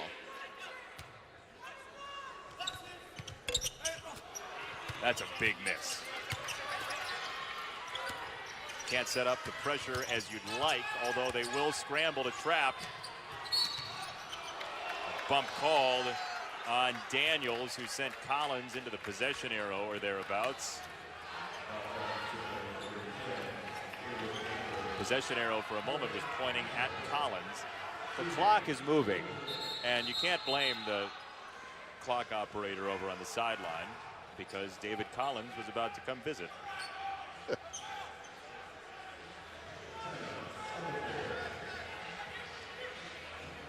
Clock has been reset to 3:10, but we'll see whether or not that's where it should be. Let's see when the whistle comes. Right here, nice trap by Tulane, but then they didn't cut off the baseline. Roger Ayers comes over to talk to Malcolm, and he said, what? So we just got confirmation exactly what you were talking about. The clock did not stop during the play, so they're just going to take a look at it and make sure they get the time correct. And we have that now, 3:11 back on the game clock.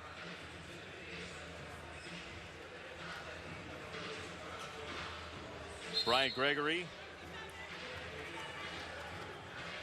first season at USF after 5 at Georgia Tech, 8 at Dayton. And looking for that first conference win here in the American. They've got a date at Houston on Sunday. Swing trip. They will go directly to Houston tomorrow morning to get ready for the Cougars at Texas Southern with Hawthorne's Pavilion being renovated. Rob Gray, one of the best scorers in the country, if you haven't seen him, as the Gregory family cheers on the Bulls. Rob Gray might have the best man bun in the country. He may have defeated Kyle Guy with the season he's having. I can't do that anymore, unfortunately. I did have the high top fade back in the day, but Rob Gray, you said it, one of the best scorers, not just in the American, but in the country. And Kelvin Sampson, another really good coach in this conference. A former Final Four coach in 2002. He's surrounded by guys from that team. Hollis Price and Quantas White together in Houston with Kelvin Sampson, his son, on the bench as well. Right here, nice little shake and bake, and Jiggets with the foul. Nice nifty little move, showing off the handle and the spin.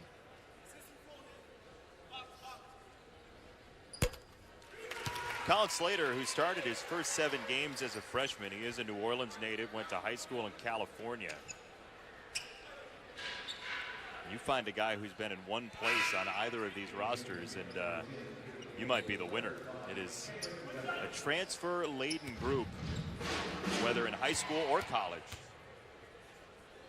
It really is, and we talked to both coaches about that, and that's really, you know, whether, again, you like it or you hate it, it's not going anywhere. We're going to continue to see transfers, grad transfers, and guys just transferring regularly just out of programs.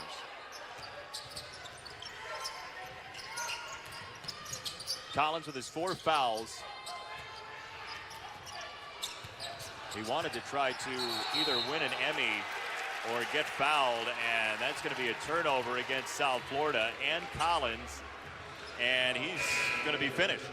That's all for David Collins with his 5th personal. Brian Gregory says, come on, we got time to huddle, let's do it.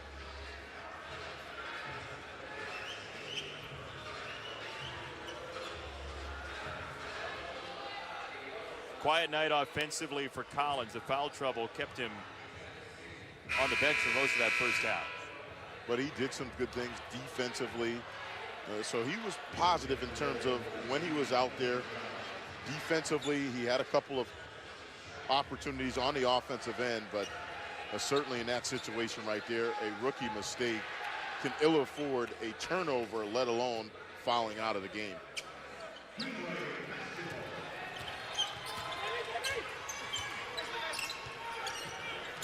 Shayich finds himself open and bags a 3. The lead is 11.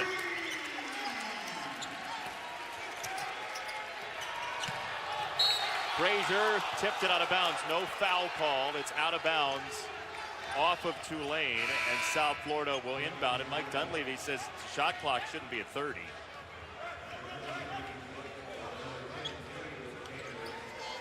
Right now, if you're USF and they're face guarding like this, you might be able to run somebody long if there's no safety back there, which there isn't one right now. Banks fouled by Frazier.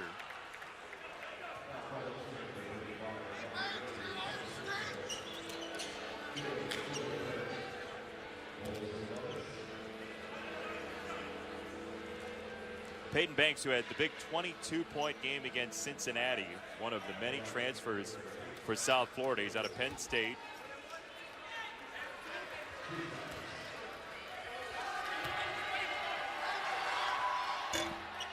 Missed the free throw. He is working on his first career double-double, whether here or at Penn State. His first as a D1 player.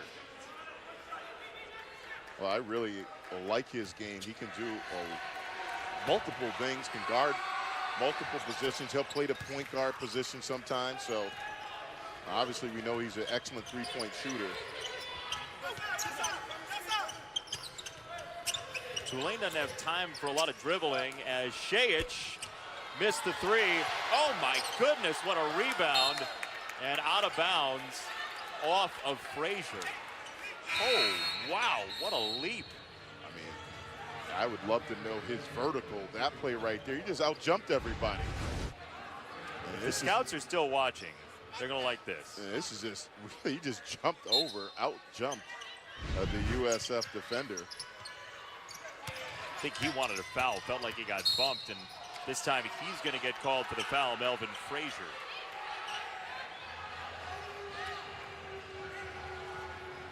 It seems like we were at 3 minutes 10 minutes ago, and that's the longest minute it seems like that has passed in this game.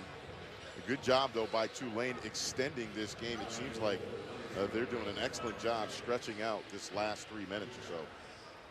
Well, coming up when we're finished, Gonzaga will be at Portland. Silas Melson with his final trip to Portland. He's a Jefferson High guy. His home, the Gonzaga Bulldog. He and Jonathan Williams will join you. Roxy Bernstein is waiting to take the toss, as they say in the TV industry. Sight to sight, if you will. Chick hits the miss. We're going to teach you some TV terms before this thing's over. Ona Embo with the 3. It's a 10-point game. South Florida's a very good free throw shooting team. Second best in the American, and they may have to show it down the stretch here.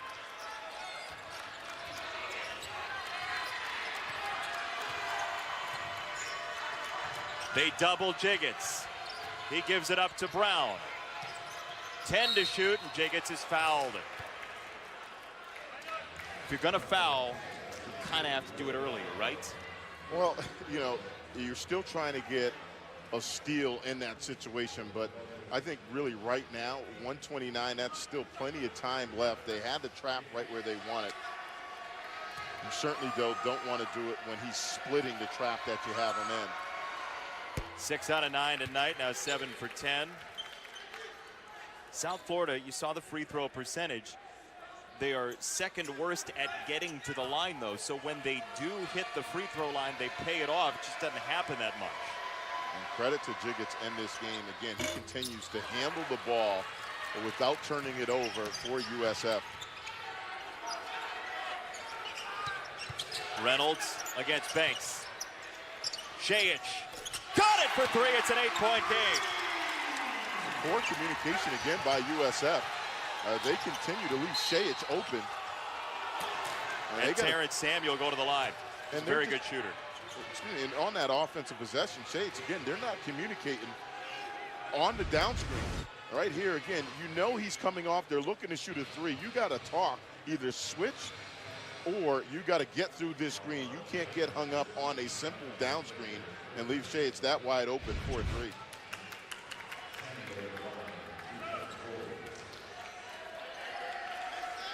Fourth 3 of the game for Shaich.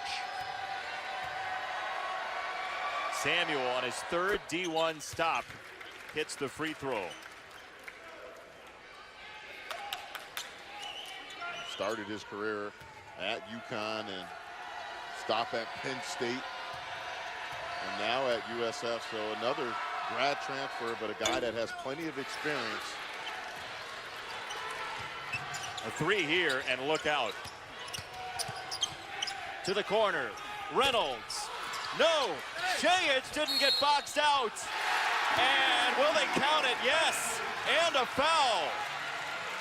There was a Tulane player that wanted to put his hands on the ball on the rim. It looked like he pulled back, and they do give the bucket and the foul. Just great job of Shaich, again, getting on the offensive glass.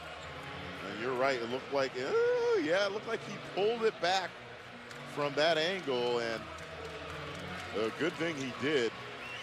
And now Tulane with a chance for another 3-point play. And the key thing, the clock is stopped. They got a chance to set up their D.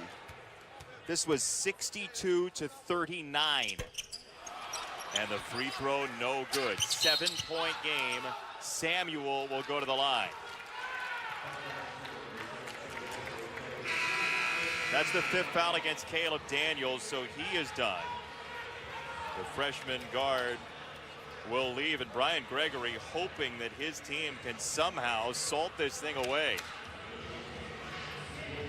Coach Dunleavy not happy with that. Samuel was not the guy they wanted to foul, and really poor job of the scouting report. Again, certain situations like this, you want to trap a guy who's one of the better free throw shooters, as Samuel is in conference play, coming on over 80% from the free throw line, and Tulane did not want him to be the guy shooting the free throws. Got the first. Samuel and Banks, both Penn State transfers, with their first career double-doubles in this game.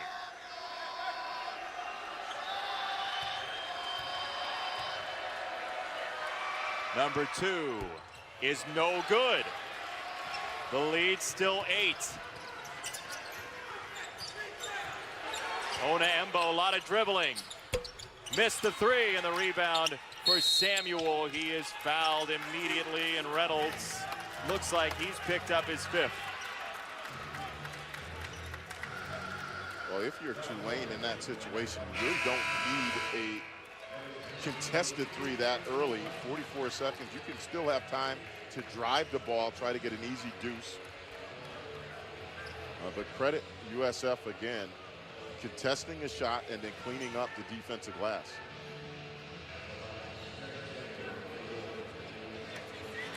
Right now, this is a 26-11 run as Reynolds leaves. Terrence Samuel.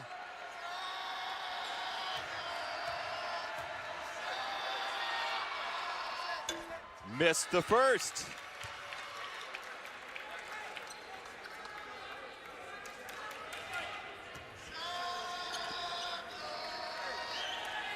It does get humid down here, so sometimes the doors don't close completely. Second one's good. The lead's 9. USF 17 out of 29 from the line, allowing the comeback. Slater, 4-3 in the corner. It's a 6-point game. Timeout Tulane. 38 and change to go. Malcolm, a couple of fans behind us started to leave, and they're coming back. I mean, I can't say enough.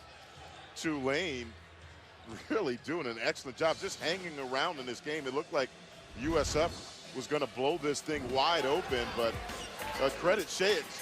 He has been the guy down this stretch for Tulane. His three-point shooting and USF's inability to find him on the perimeter has been the story for Tulane, and a big reason why they're right back in this game.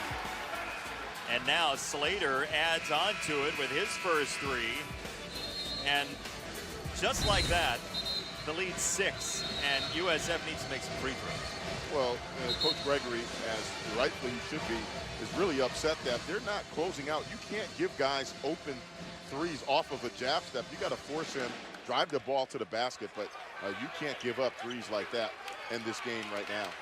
By the way, Gonzaga Portland starting on ESPN News. It'll be right here on ESPNU when we are finished.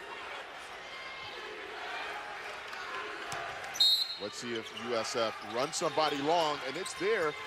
They don't do it, but Samuel doubled and fouled by Cornish.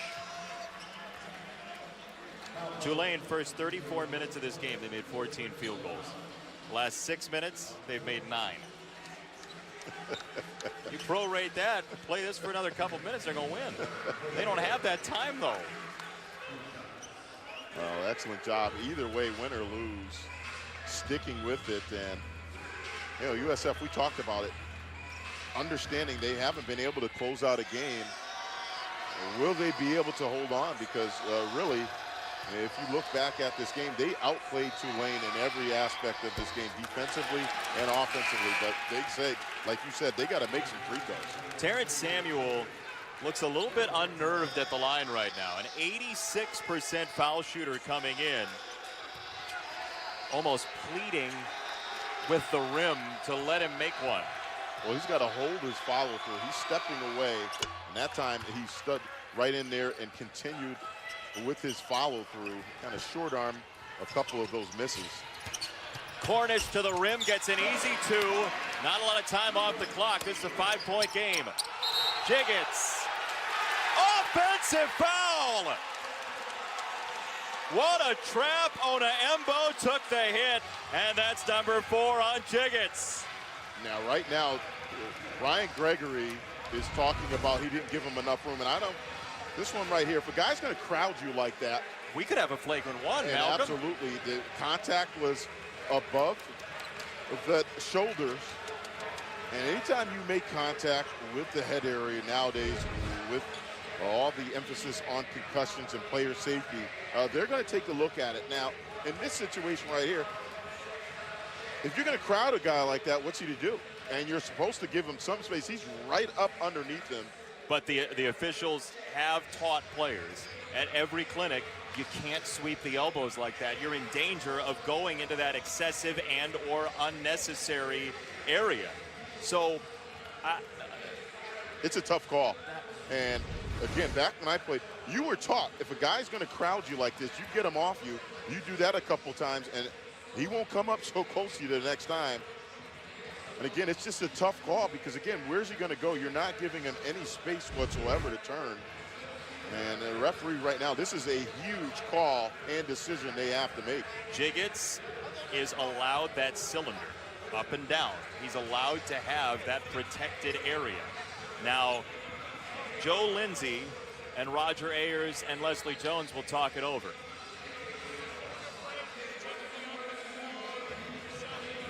Roger Ayers comes over to talk to Malcolm. So we just got confirmation.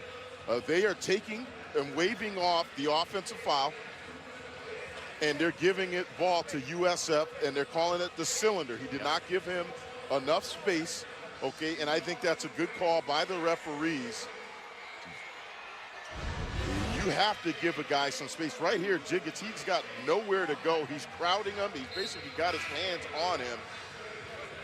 And I like that the referees conferred, and they got the call right. I think that's the right call. Although Tulane might not like that, I think it is the right call by the referees. He had the straddle situation, but he was in that cylinder. Again, that's an emphasis for J.D. Collins and his officials this year, and I agree with you. I think they got it to the letter of the law exactly right. And it was a basketball move. It wasn't like it's just, oh, wild, I'm going to elbow a guy in the face. He's trying to get the guy off of him and create some space. And again, here's a really interesting thing, Malcolm. If that's a shot to the gut, they don't go to the monitor because there's no possibility of flagrant one. And so USF gets the foul and will go to the line. 5-point game, 28.1 to go.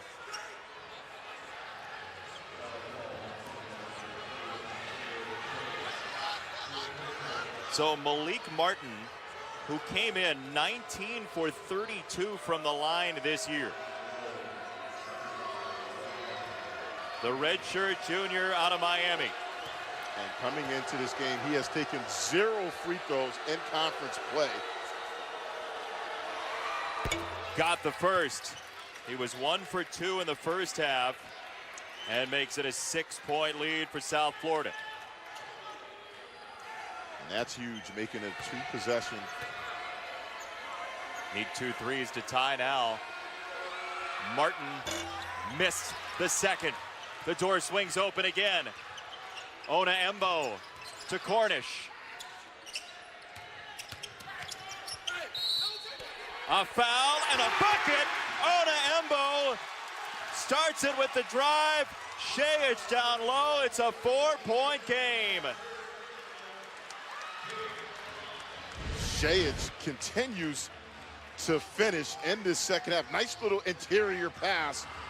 Poor D and also decision by USF, and Shayich at the line again for a potential 3-point play and to cut this lead to, deficit to 3. Since that largest lead, this is a 33-14 run for Tulane. Shayich got it.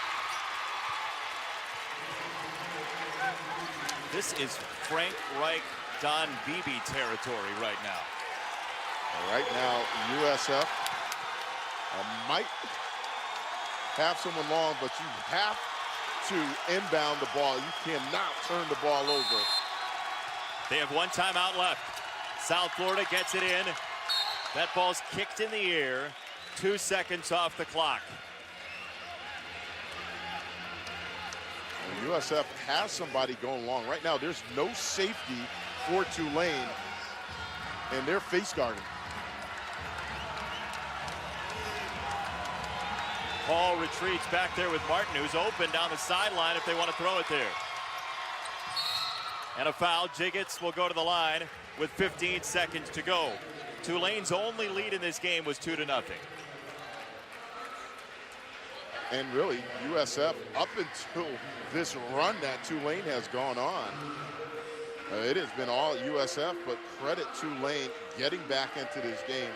And for them, it's been the change of defense. When they extended their pressure, they were able to get stops, turnovers, and then get some buckets. Jiggets got the first. You almost feel like New Orleans deserves one of these after what happened with the Saints and Vikings a couple of weeks ago. Can the comeback complete the other way? 22 for Jiggets. Now 23. Cornish on the drive, got 2. It's a 3-point game again, and it's a timeout called by Tulane. Gonzaga and Portland will join us when we're finished here in New Orleans. That game's currently on ESPN News. Now, you have to foul right away, or do you need to trap and then foul? What do you think? You still have time, 9.2, but it's got to be quick. What you cannot do if you're Tulane, if you don't get this steal, you cannot let time run off the clock. So you still have time to get a steal and then try to kick out for a 3. But you obviously time 9.2. If you don't get the steal, you got to foul right away. Again, Jiggets at 88% coming in is not the guy you'd like to have at the line. And also, if you're USF, again, if it's not there, you don't want to throw it, but you have to inbound the ball. A lot of times, you would like to have your bigs come up and then try to run of your guards long to try to either get an easy uncontested layup or just get the ball in bounds, so that way you can run a little bit more clock. Now remember, this was basically pack up the shop and go home. USF was up by 23 with 7 minutes to go. I mean, this run has happened in less than 7 minutes of game action.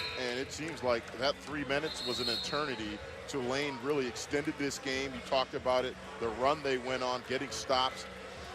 And really, it's been an impressive performance on both ends, but in particular, Tulane sticking with this game, not giving up on it, and then getting themselves right back into it. Peyton Banks is the inbounder, and he's a very good free throw shooter. As Dunleavy talks it over, 79% for Banks. He right now is the trigger man on the inbound. Working on his first career double-double. Samuel got tackled by Slater before the ball came in. And he'll go to the free throw line.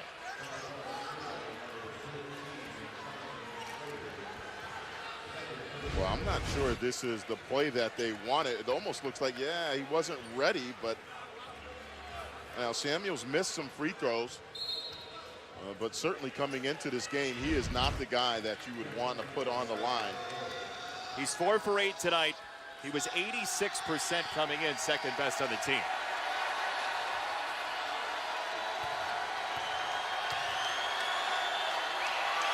Samuel got the first one. That's a huge free throw for Samuel and USF. Making this a 2-possession game.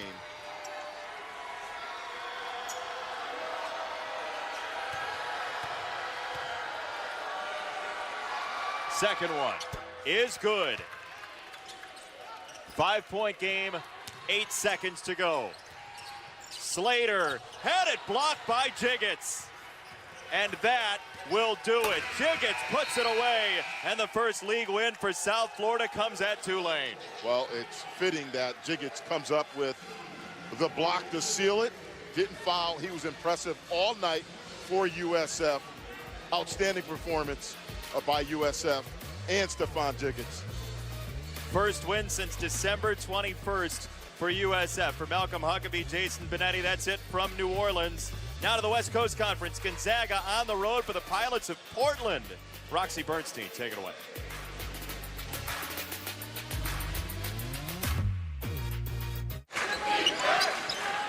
We welcome those of you